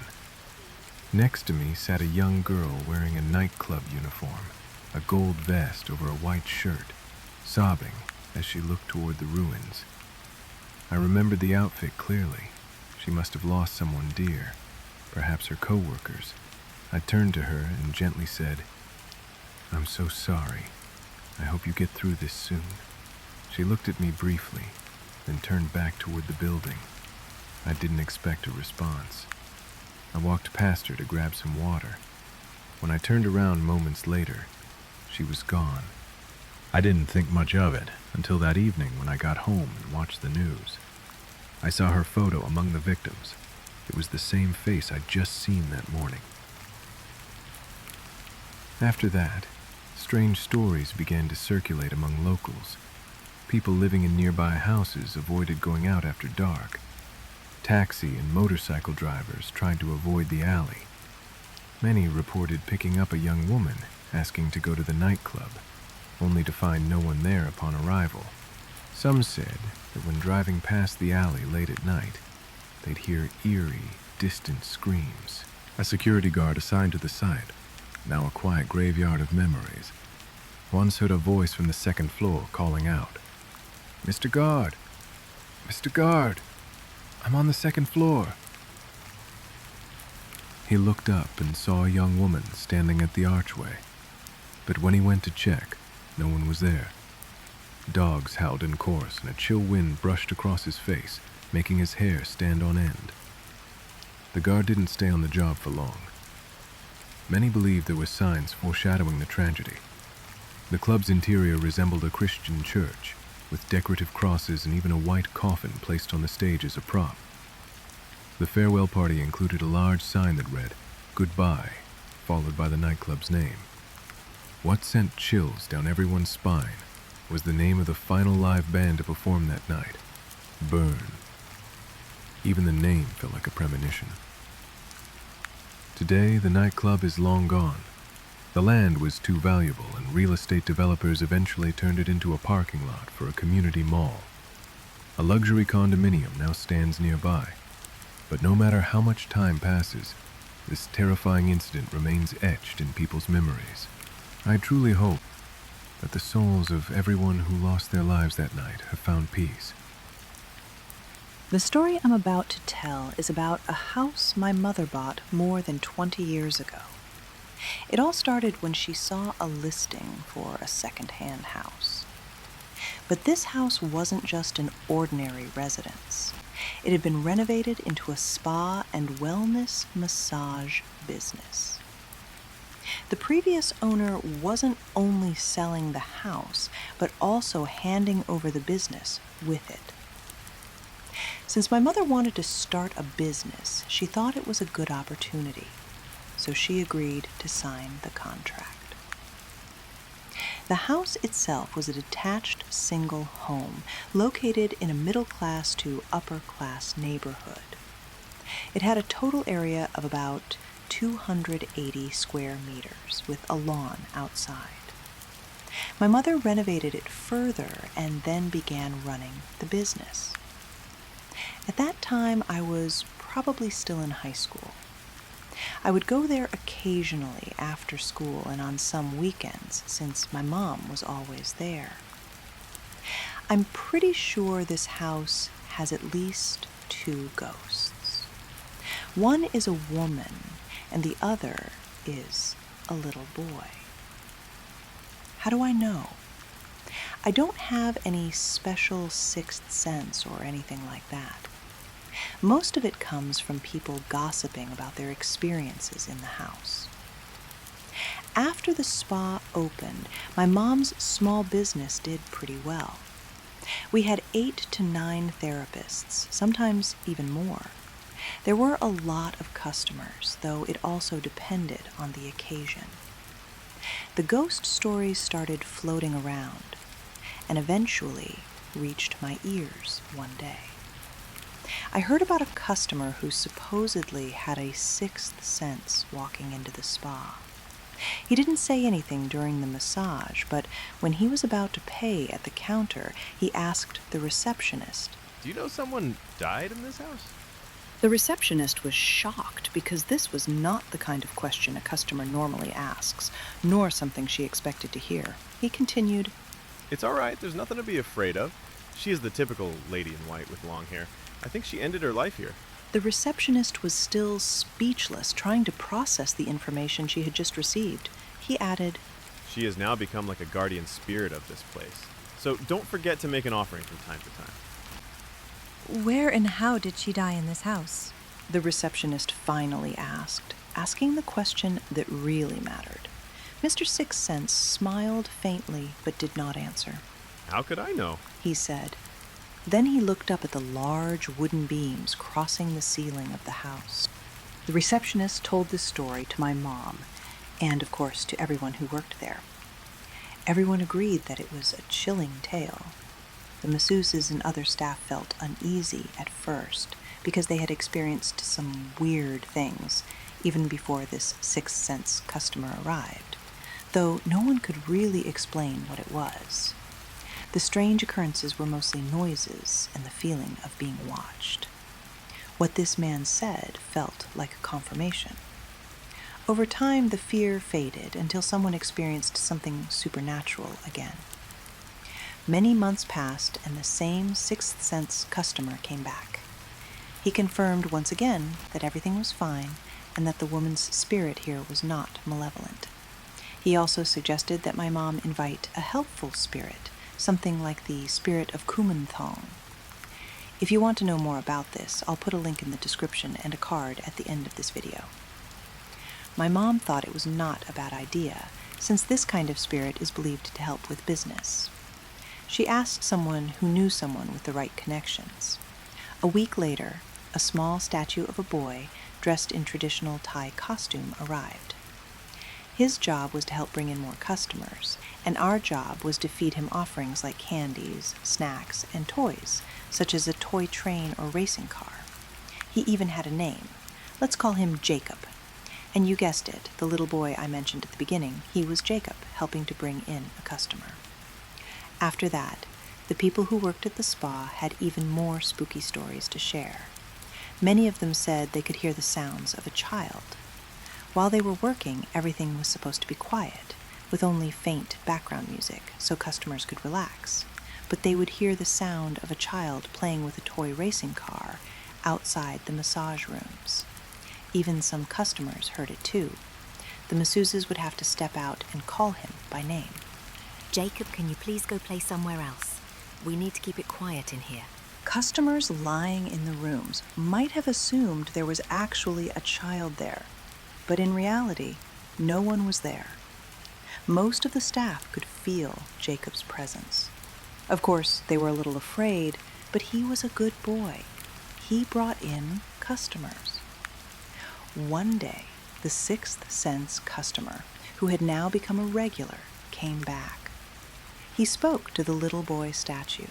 Hey, Jacob, today's the lottery drawing. Can you help me win? The receptionist was there when he said this. He continued, If I win, I'll buy you a plane toy. After that, he went in for his massage session. When he came out, he had actually won the lottery. Of course, Jacob got his plane toy. This made Jacob very popular among the staff. They would always bring offerings for him and ask him for things they wanted.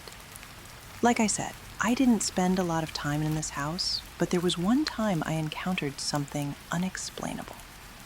One summer, during a school break, the spa was closed for a long holiday. I was there with my mom. She was planning renovations or repairing things as usual, and I was keeping her company until late. I remember it clearly. It was around midnight. We were sitting in the guest reception area in the hallway in the middle of the house. My mom was in an armchair across from me with a coffee table between us. I was on a long sofa, not facing her, but facing the side of a wooden staircase with my laptop. We weren't talking.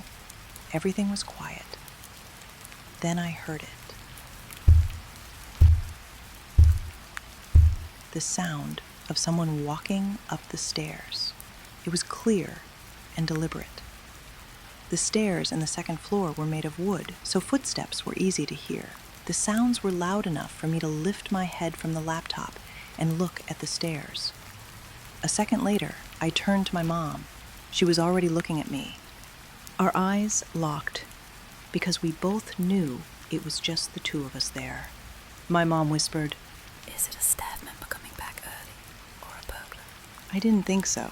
The sounds were so close that I expected to see feet walking if I looked up, since I was facing that direction.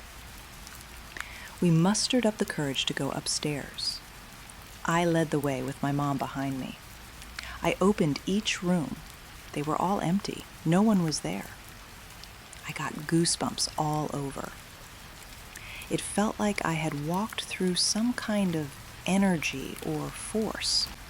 I couldn't see it, but I could feel it. That was the only time I personally encountered anything weird in this house. Other than me, my mom, and the staff, who might be biased since they already knew about the paranormal activity, a few other people who had never heard the stories also experienced strange things. One of them was a handyman. Something in the spa needed to be fixed, and he came from another city. The work couldn't be completed in one day, so my mom suggested he spend the night at the spa. We had plenty of beds, after all. After that night, he seemed to rush to finish the job. Years later, when my mom hired him again, He told her that the last time he stayed at the spa, he had barely slept at all. He said he could feel someone watching him, so close that he could feel their breath on his face. He was too terrified to open his eyes and see who or what it was. Another person is my cousin. I'll let you hear her story from her perspective. First, I should say that I had been to this spa 2 or 3 times before, but I had never experienced anything unusual. Most of the time, I stayed only on the first floor. Then came the year 2011, when Thailand faced a massive flood crisis.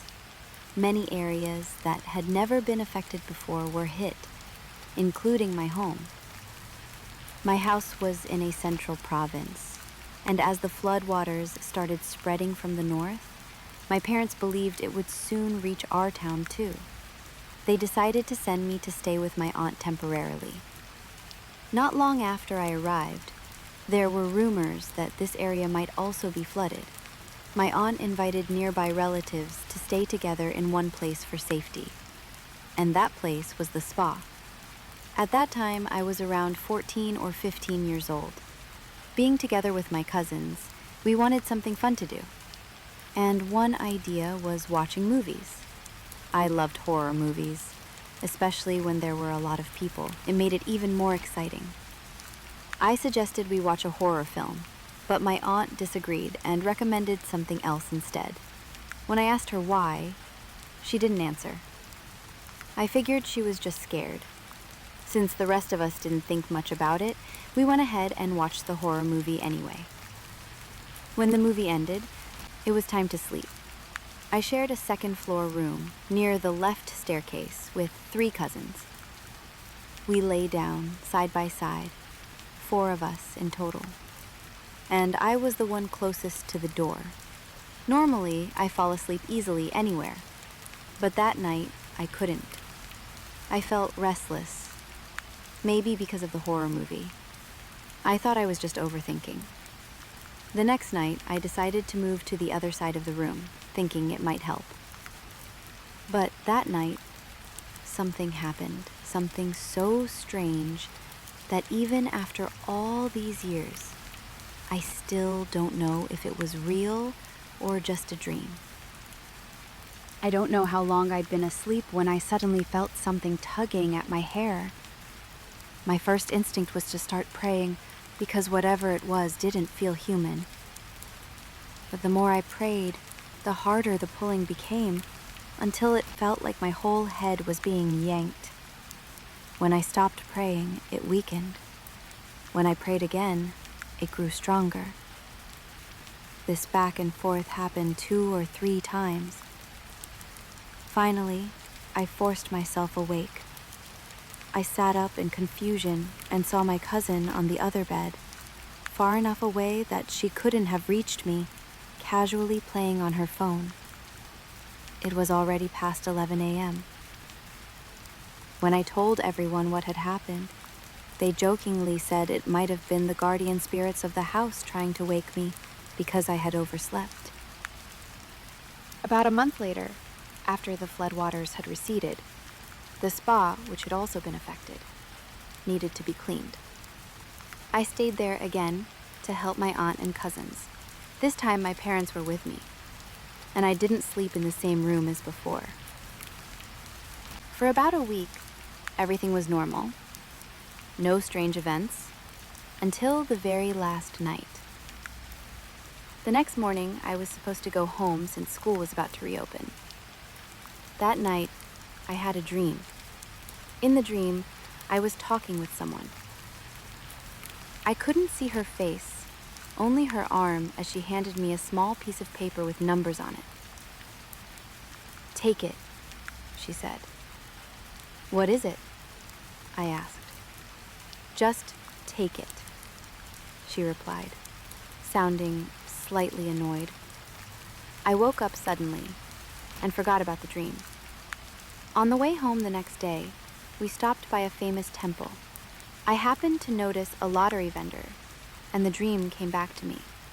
I told my mom, and she suggested buying a ticket with the numbers from my dream. That month, I actually won a small prize with those exact numbers.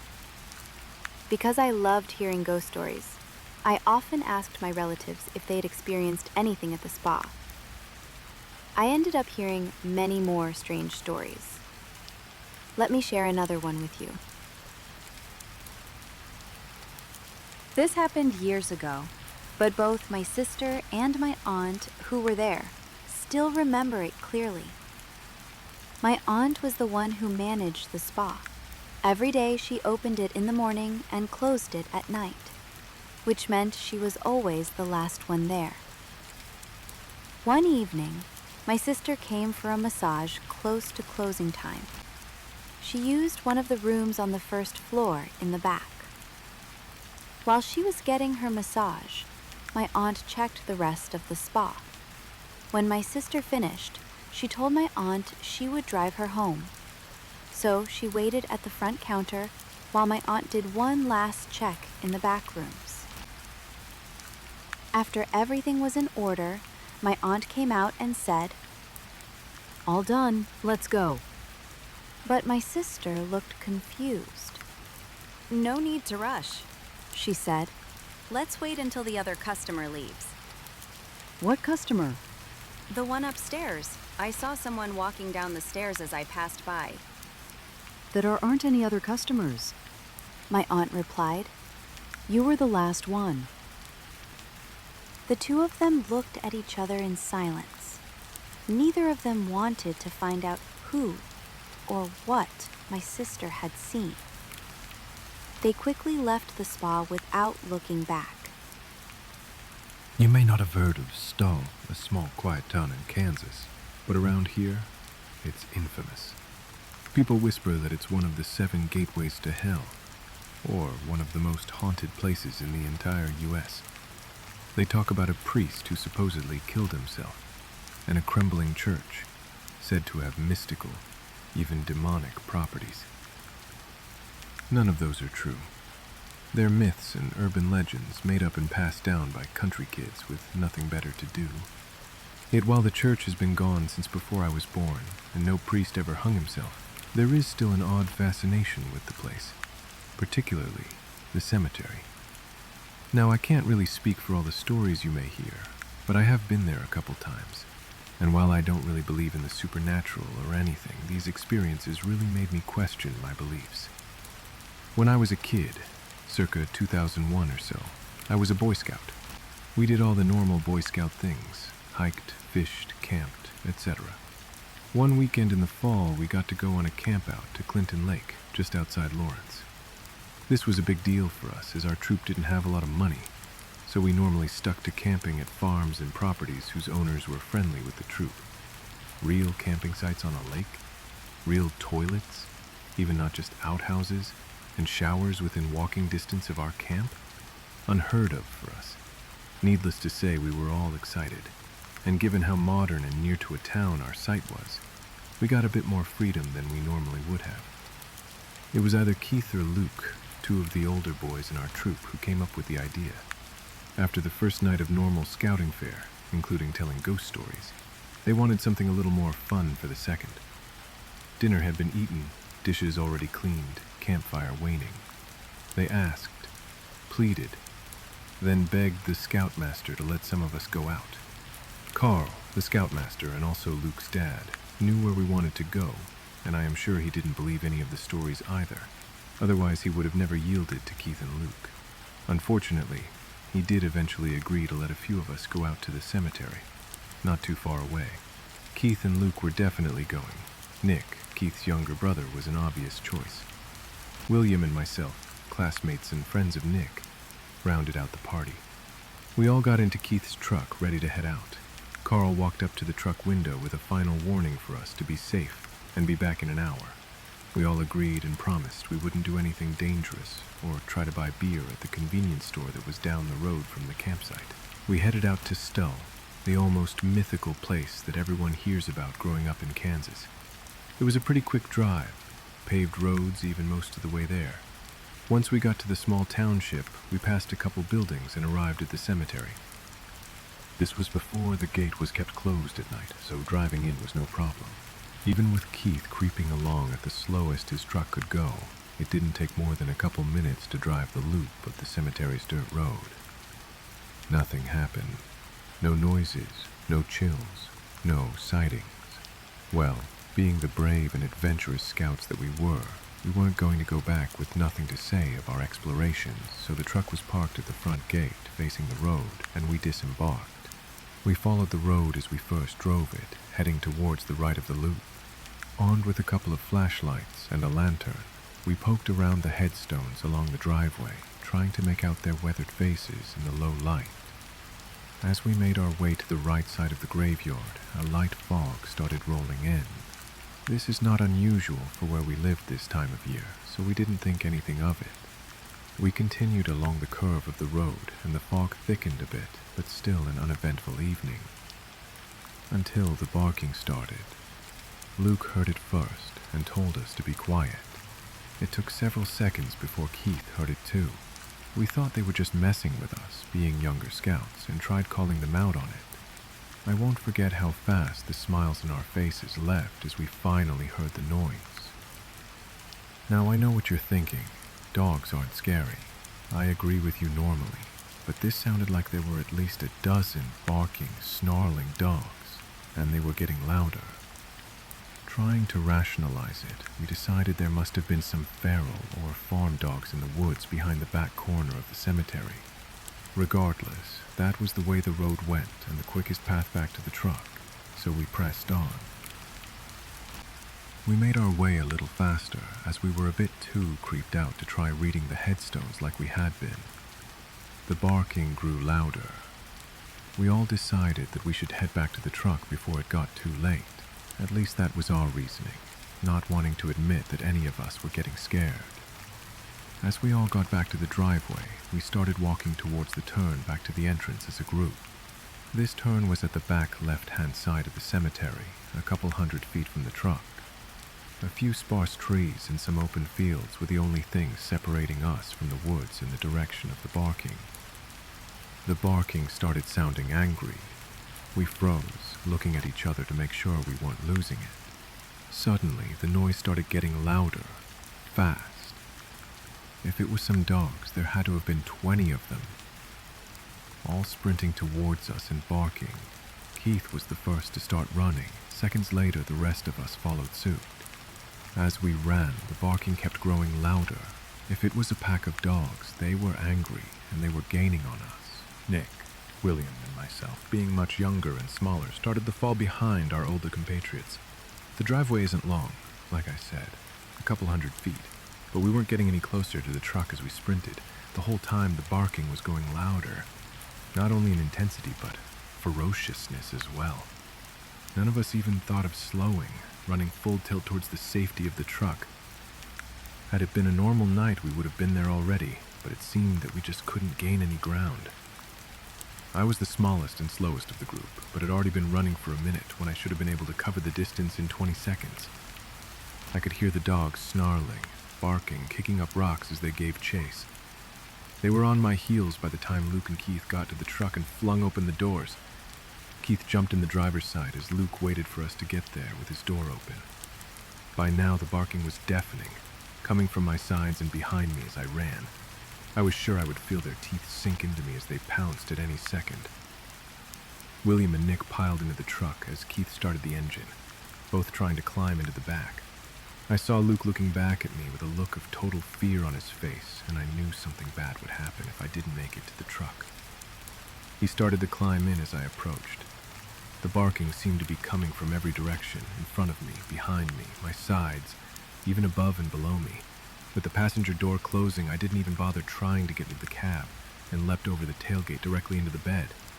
As soon as I got in, the truck was thrown in gear and Keith hit the gas. Dirt and rocks are kicked up as the tires fight for traction before the truck finally starts moving. As we accelerated away, I turned back, knowing that I would see a horde of dogs following us. Nothing at all. I hadn't even realized in the heat of the moment, but the barking had stopped the second I reached the truck. The only thing I saw was a thick blanket of fog rolling in at the back of the cemetery as Keith took the left onto the main road as fast as his truck could handle. It was the wrong way to turn, but I don't think anyone was against taking the long way as long as we were heading away from Stoll. Before we reached the turn to take us back to the lake and our campsite, Keith stopped so that I could climb back into the cab. We drove in silence until we made it back. None of us are entirely sure what happened that night as we each experienced it slightly differently. The only thing we do know is something was in that cemetery that night, and it didn't want us there. Now, every time I hear barking in the distance, I get scared and pray that whatever it was that we encountered that night didn't follow us out. Okay, I know it sounds dumb after the first time, but I did go back to Stoll Cemetery. I didn't want to, so let me explain what happened before you judge me. I was senior in high school this time, so it was several years after my last experience at the cemetery. Some friends and I were at a party towards the start of the school year, and I don't remember why, but some scary stories were being told. Of course, Stoll got brought up given that it was near the city we lived in. The school was on the other side of town from where Stoll was, so most people hadn't been to it. I mentioned that I had been, and that it was pretty easy to get to from my house. This was before phones got smart, so getting to a place one had never been wasn't as easy as it is now. After saying I had been there, everyone wanted to know if anything happened, and I told them the story. Some people at the party had the opposite reaction of what I was expecting. Oh man, you know where it is? Paul exclaimed. You gotta take us! I did not share his enthusiasm. Listen carefully, I started as I slowly replied. Under no circumstances am I going back to that cemetery. Now, that is where the story should have ended, if it wasn't for Emily, a girl I had a huge crush on. I think it would be pretty cool to check it out, was her input to the conversation. Unfortunately, my hormone-addled brain forgot what I had just said about going, and I blurted out, "Oh yeah, I can totally take you guys. Who's driving?" So 5 of us in total decided to go. Emily, her friend Kate, and I were sitting in the back seat, Paul was shotgun, and Michael was driving. I was trying to chat up Emily, but the rest of the occupants were having a discussion about Stoll, the church that used to be there, legends about the place, etc. So I wasn't having much luck. After a half hour or so, and me guiding Michael down the gravel road, we got to the cemetery. We all went silent as he pulls in, driving at a snail's pace as he starts the small dirt road loop of the cemetery. We roll the windows down to listen better. There are some overgrown tufts of grass on the drive, and as we drive over and next to them, there are small, quiet thumps from the outside of the car. Anyone who has driven through grass in late summer knows the sound of grasshoppers jumping into the side of your car, which is exactly what this sounded like. Now, the entire drive in the cemetery is only a few hundred feet, but it took several minutes to go around it. Everyone listening to see if they could hear anything, but it was very quiet out there. After circling back around to the front of the cemetery, Michael puts it in park, turns off the car, and gets out. I stay comfortable seated in the car, because I have already learned this lesson. He shined a flashlight around at the headstones for a bit, but must not have seen anything, because he turned it to the car as he started to say something to us. As he started speaking, the words died on his lips, and the color drained from his face. There it is, the barking, I thought to myself, ready for him to run back to the car and get us out of there. But he just stood there, frozen. After a few seconds, Michael speaks. Guys, get out here. You gotta see this. I didn't want to see this. I wanted him to get back in the car so we could leave. Unfortunately, I was in the seat behind the drivers, so I was at the door closest to him, so I had to get out. I took a few steps towards Michael before turning around to see what had him so spooked, and the hair on my arms and legs raised as a shiver went down my spine. In the dirt that got stuck to the car from the dirt road, clearly visible, were handprints, small ones, a few inches, as if they came from children. There had to have been at least a dozen of them. Then I remembered the noises I thought were grasshoppers hitting the car. By this point, everyone else had gotten out and seen what was going on. No one had anything to say to try to change the suddenly somber mood. Eventually I spoke. "Okay, we're leaving.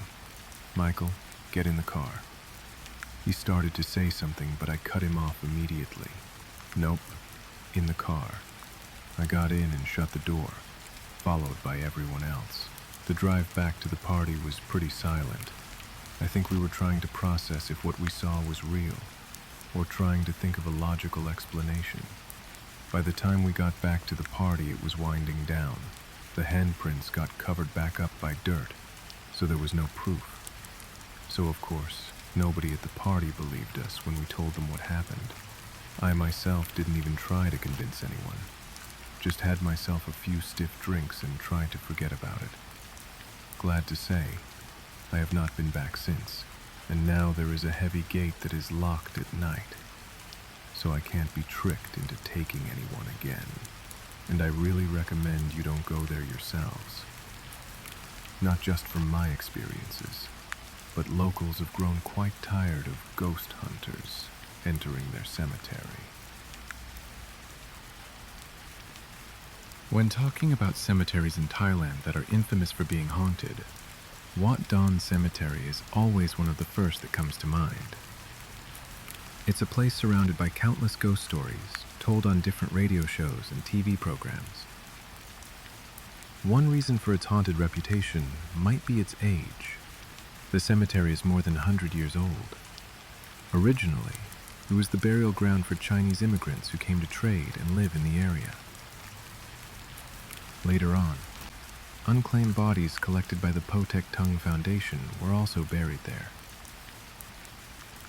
Most of those were victims of accidents, what Thais call Pai Tai Hong, restless spirits of those who died tragically. It's said that more than 100,000 bodies were buried in the cemetery, which only makes it even more frightening. I work as a taxi driver, and many older drivers had warned me. If you're driving around that area, be careful about which passengers you pick up.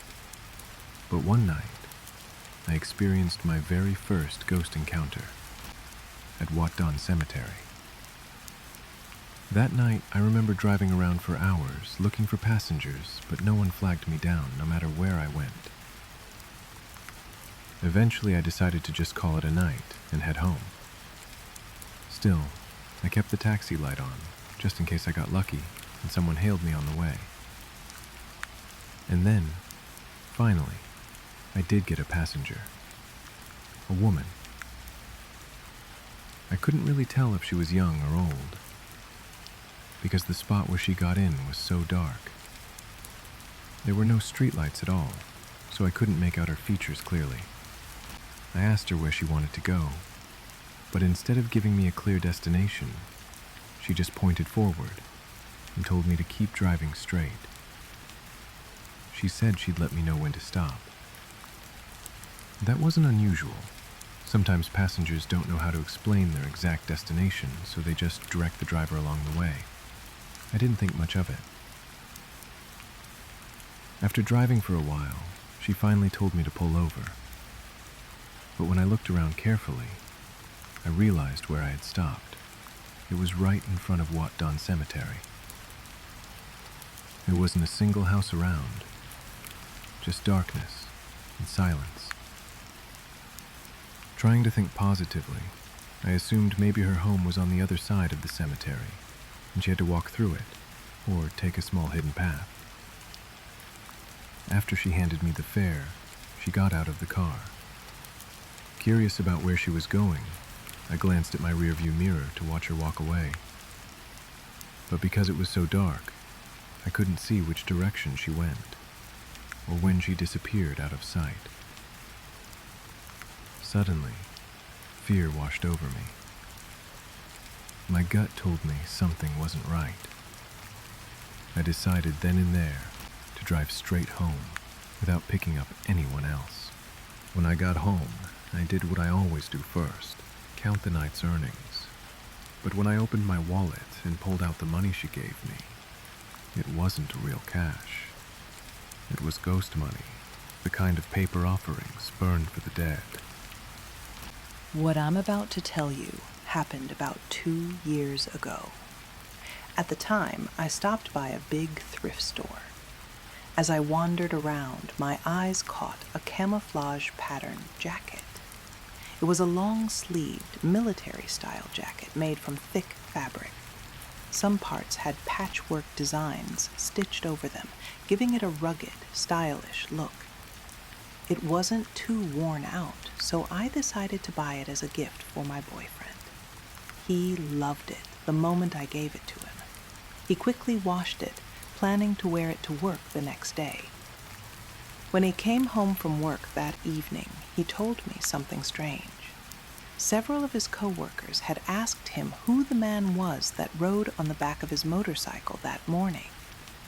My boyfriend insisted he went alone, but everyone swore they'd seen a man riding with him. The next day, he came home looking exhausted, complaining that his neck and shoulders were sore.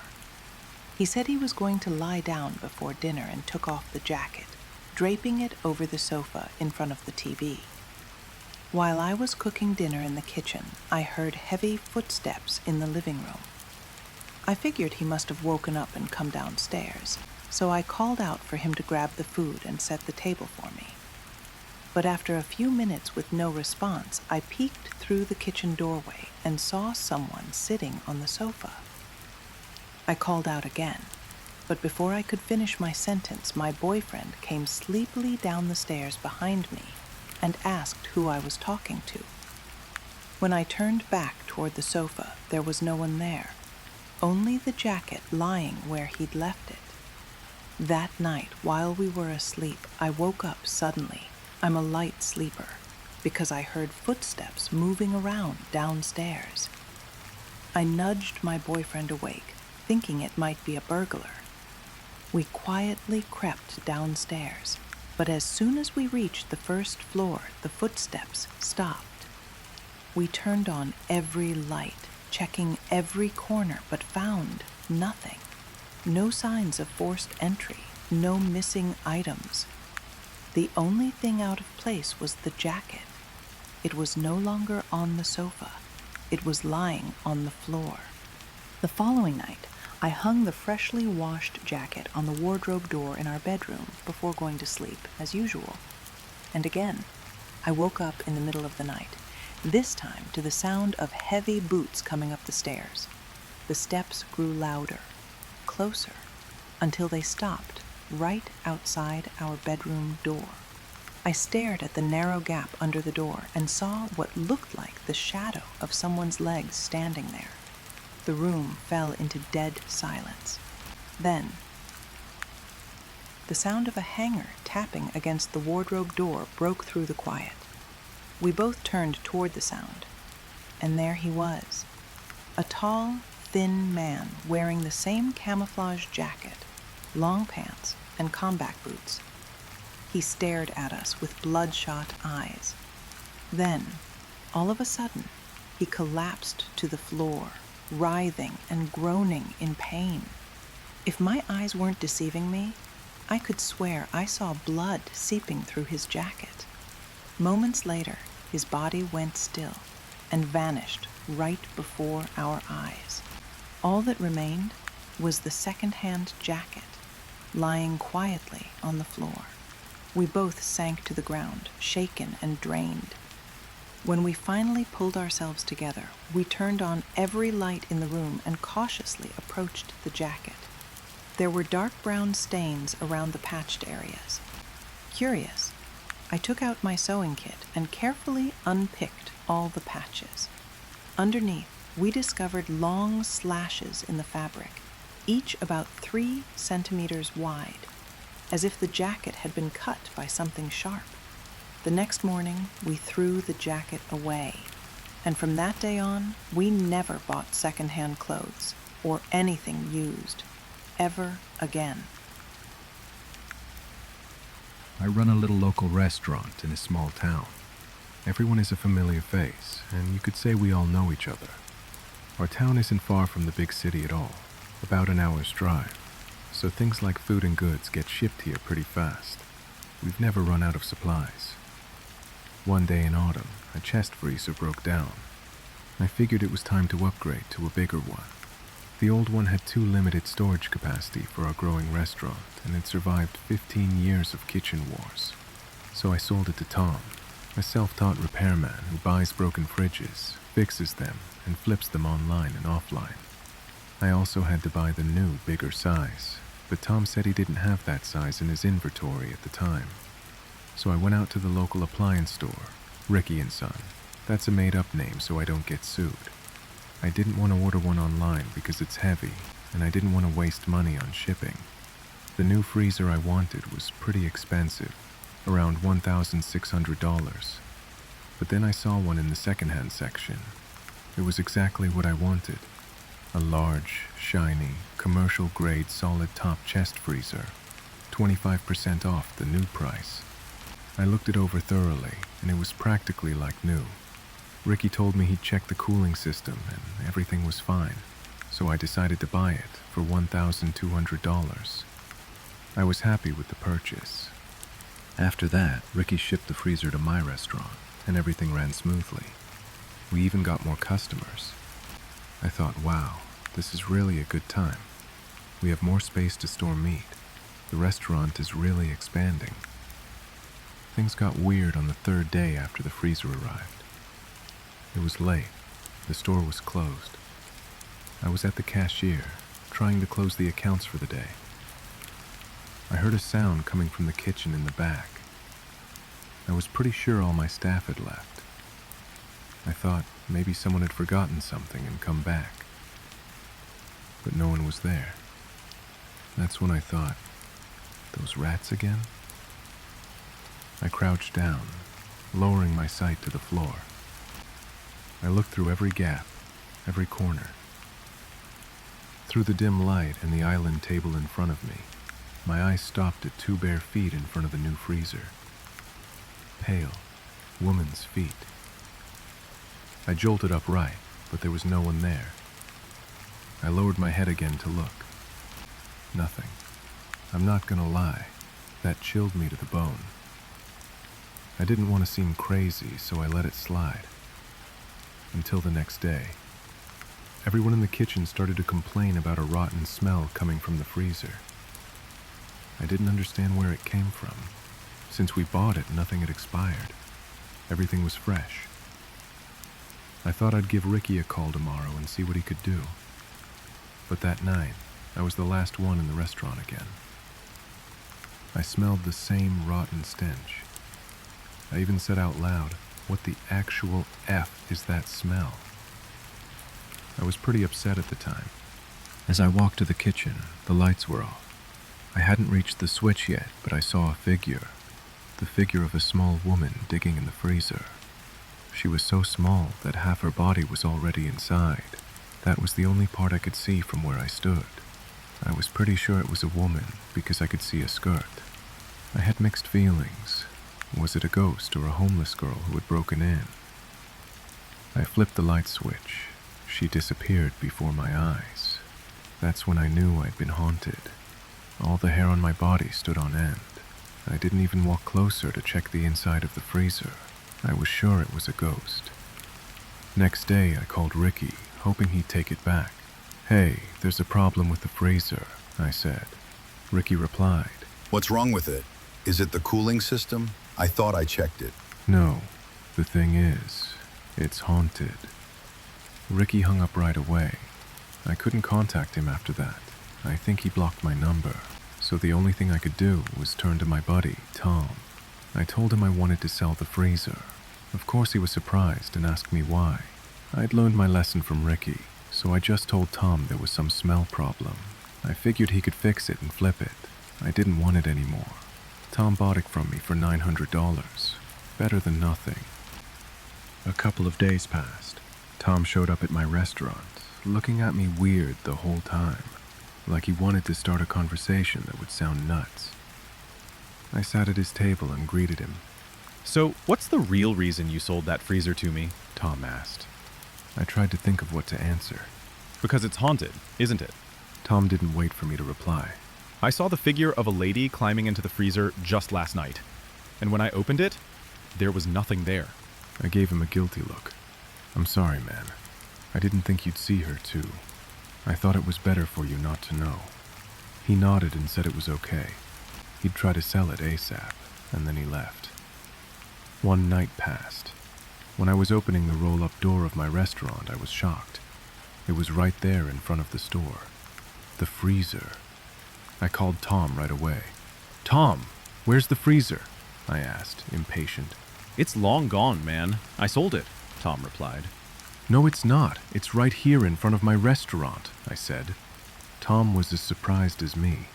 He drove over to see it with his own eyes. He couldn't believe it either. So I asked who he'd sold it to. He said he'd sold it to Ricky and Son. Ricky's son had bought it from him for $1,000. I laughed so hard. I guess I knew how it got back here. Ricky must have been mad at his son. Anyway, I insisted Tom take the freezer back because I certainly didn't want it. Tom later told me he tore it apart and sold each piece as spare parts online. He definitely made a lot of profit out of it, that's for sure. But I'm just not sure if the spirit of that girl disappeared or clung to some part of it. My name is Mara. I'm in my early 30s and work as an office employee in a small town in Oregon. About 6 months ago, I stopped by a second-hand shop near my apartment because I wanted to find a new bag to replace my old one that was starting to wear out. I looked around for a while and found a dark brown leather bag, the perfect size, sturdy, and reasonably priced. It even looked cleaner than most second-hand items, so I decided to buy it without thinking much of it. When I got home, I started cleaning the bag since I planned to use it the next day. While wiping the inside, I noticed a small zipper pocket hidden deep within the lining. The zipper blended almost perfectly with the stitching. I'd never seen a bag with a hidden pocket like that before. Curious, I decided to open it.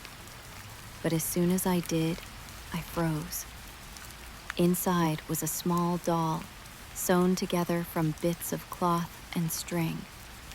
It looked exactly like the voodoo dolls I'd seen in horror movies. There were also 3 or 4 small, hard objects. When I picked one up and looked closely, I realized they were nails, toenails, thick and hard, definitely human. A chill ran through my whole body. I had no idea what to do, so I called my mom for advice.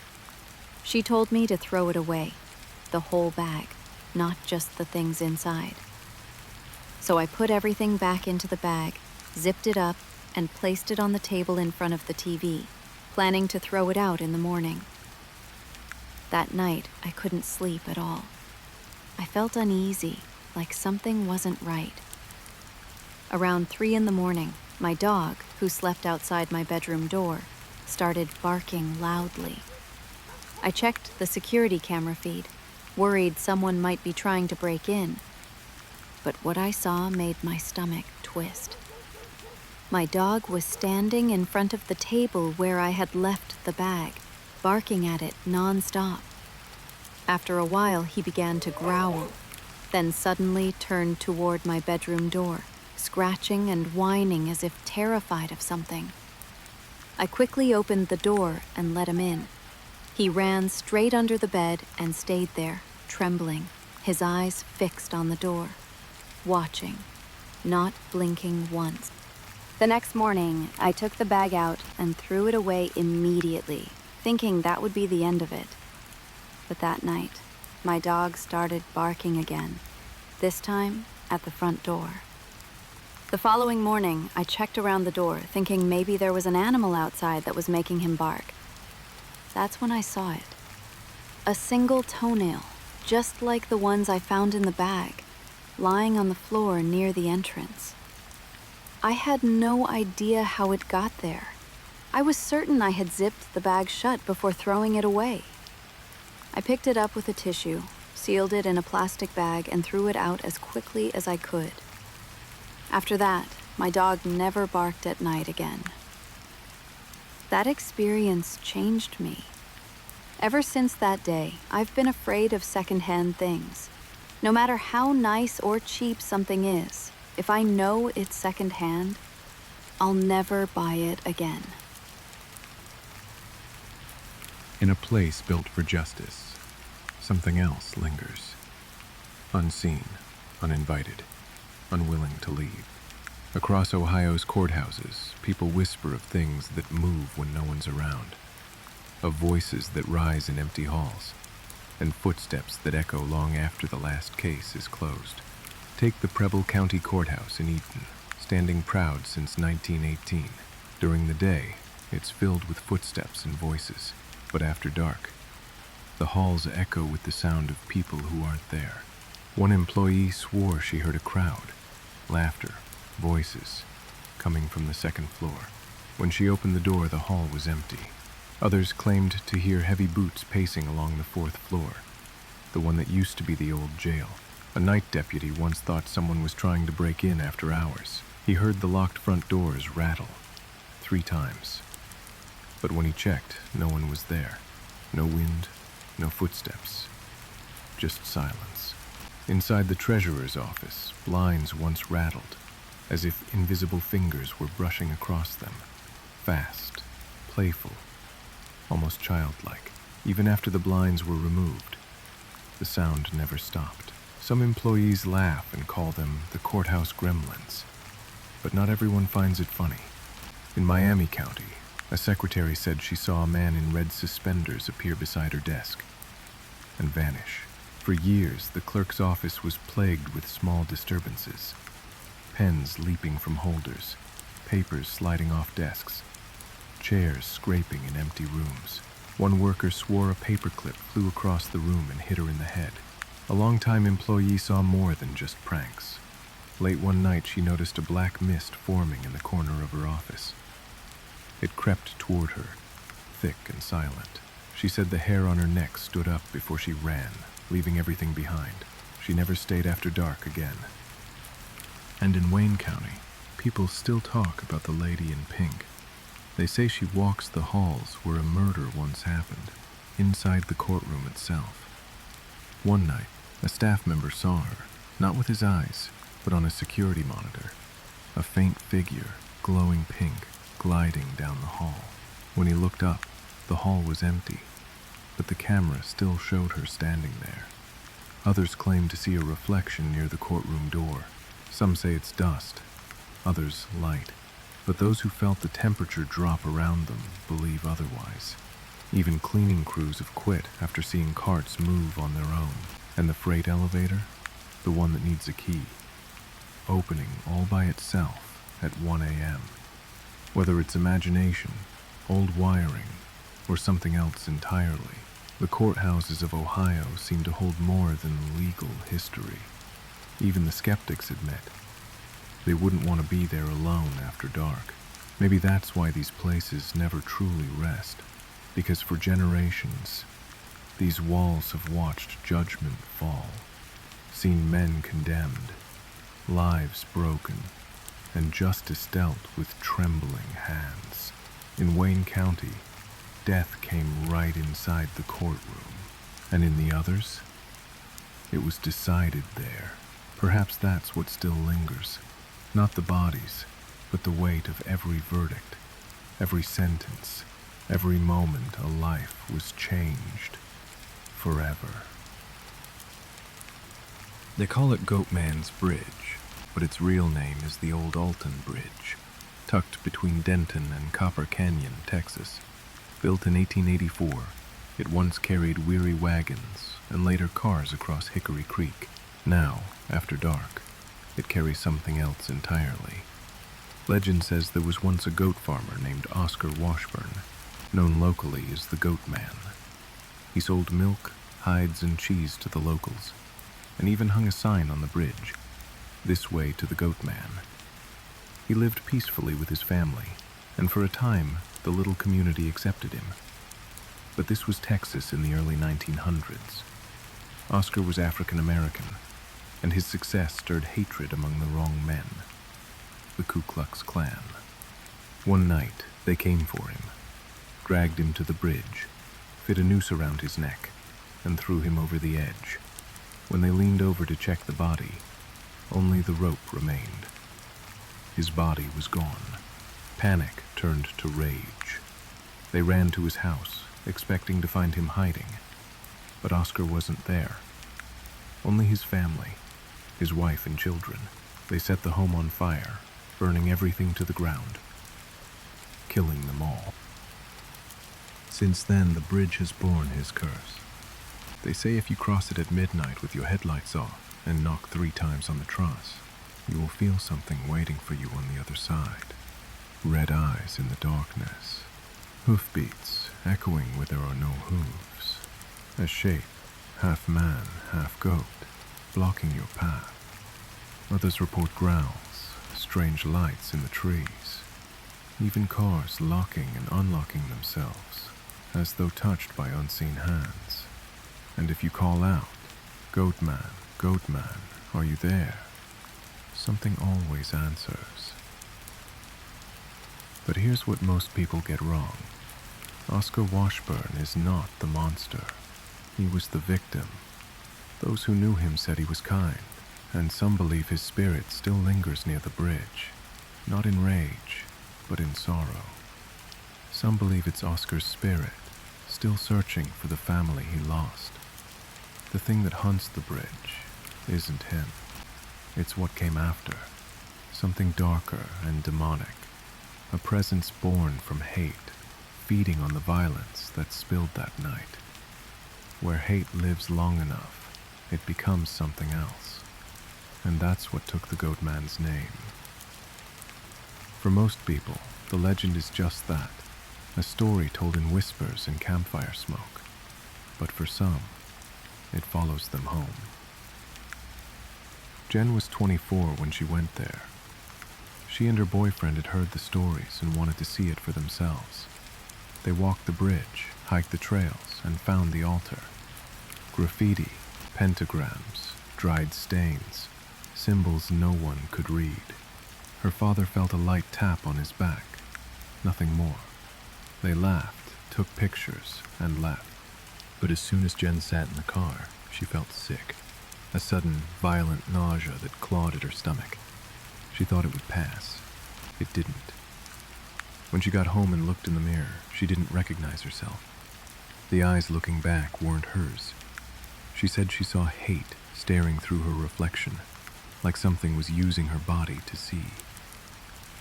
Her boyfriend told her she spoke in another voice, that she said she wasn't Jen, that her dog wouldn't come near her. She felt violent, detached, as if something inside her was aching to lash out, waiting for a chance to strike. The next day, she felt normal, almost. But the nausea never left, and when she looked at the photos from that night, each one had a red dot glowing somewhere in the frame. In Evansville, Indiana, stands a library that was never meant to be haunted. Built in 1885, the Willard Public Library was a gift, a monument to knowledge, carved in Gothic stone and quiet pride. But what lingers inside isn't just wisdom. They call her the Gray Lady. The legend begins with the man who built it, Willard Carpenter. He left his fortune to the library, not to his family. His daughter, Louise Carpenter, felt betrayed. She sued, lost, and faded into bitterness. And not long after, the ghost appeared. The first sighting came in the 1930s. A custodian, working alone in the basement, saw a woman in a long gray dress. She didn't move, didn't speak. When he blinked, she vanished. He never came back to work. Since then, the stories have never stopped. Librarians and visitors alike have felt a cold tap on the shoulder, turning around to find no one there. Chairs slide across the floor when no one's sitting in them. Breath brushes the back of the neck, soft and icy, sometimes followed by the faintest trace of lavender perfume. Books fall from shelves without reason. Locks turn by themselves. And sometimes, when the lights flicker, you'll see a woman's reflection standing behind you, just long enough to know she's real. Police once reported seeing 2 pale shapes in the upstairs window while the building was locked and empty. Staff still talk about the night the security camera caught a door opening and closing on its own, long after everyone had left. The alarm had been set, the doors sealed, and yet something unseen still moved inside. Every October, the library opens its doors for the Grey Lady Ghost Tour. People walk through the dim aisles with flashlights in their hands. Some come away laughing, others leave pale, swearing they felt her hand on their shoulder or heard her sigh in the dark. The brave ones check the library's ghost cams later that night, watching the stairwells and reading rooms for a flicker of movement that shouldn't be there. No one knows who the Grey Lady truly is. Maybe she's Louise Carpenter, still bound to the place her father left her out of. Maybe she's a librarian who refused to abandon her post. Or maybe she's something older, a ghost born from the sorrow that's soaked into these walls. Those who've locked up the building after midnight say the same thing. When the lights go out, something wakes. The air feels occupied. And in that silence, you realize the library isn't empty.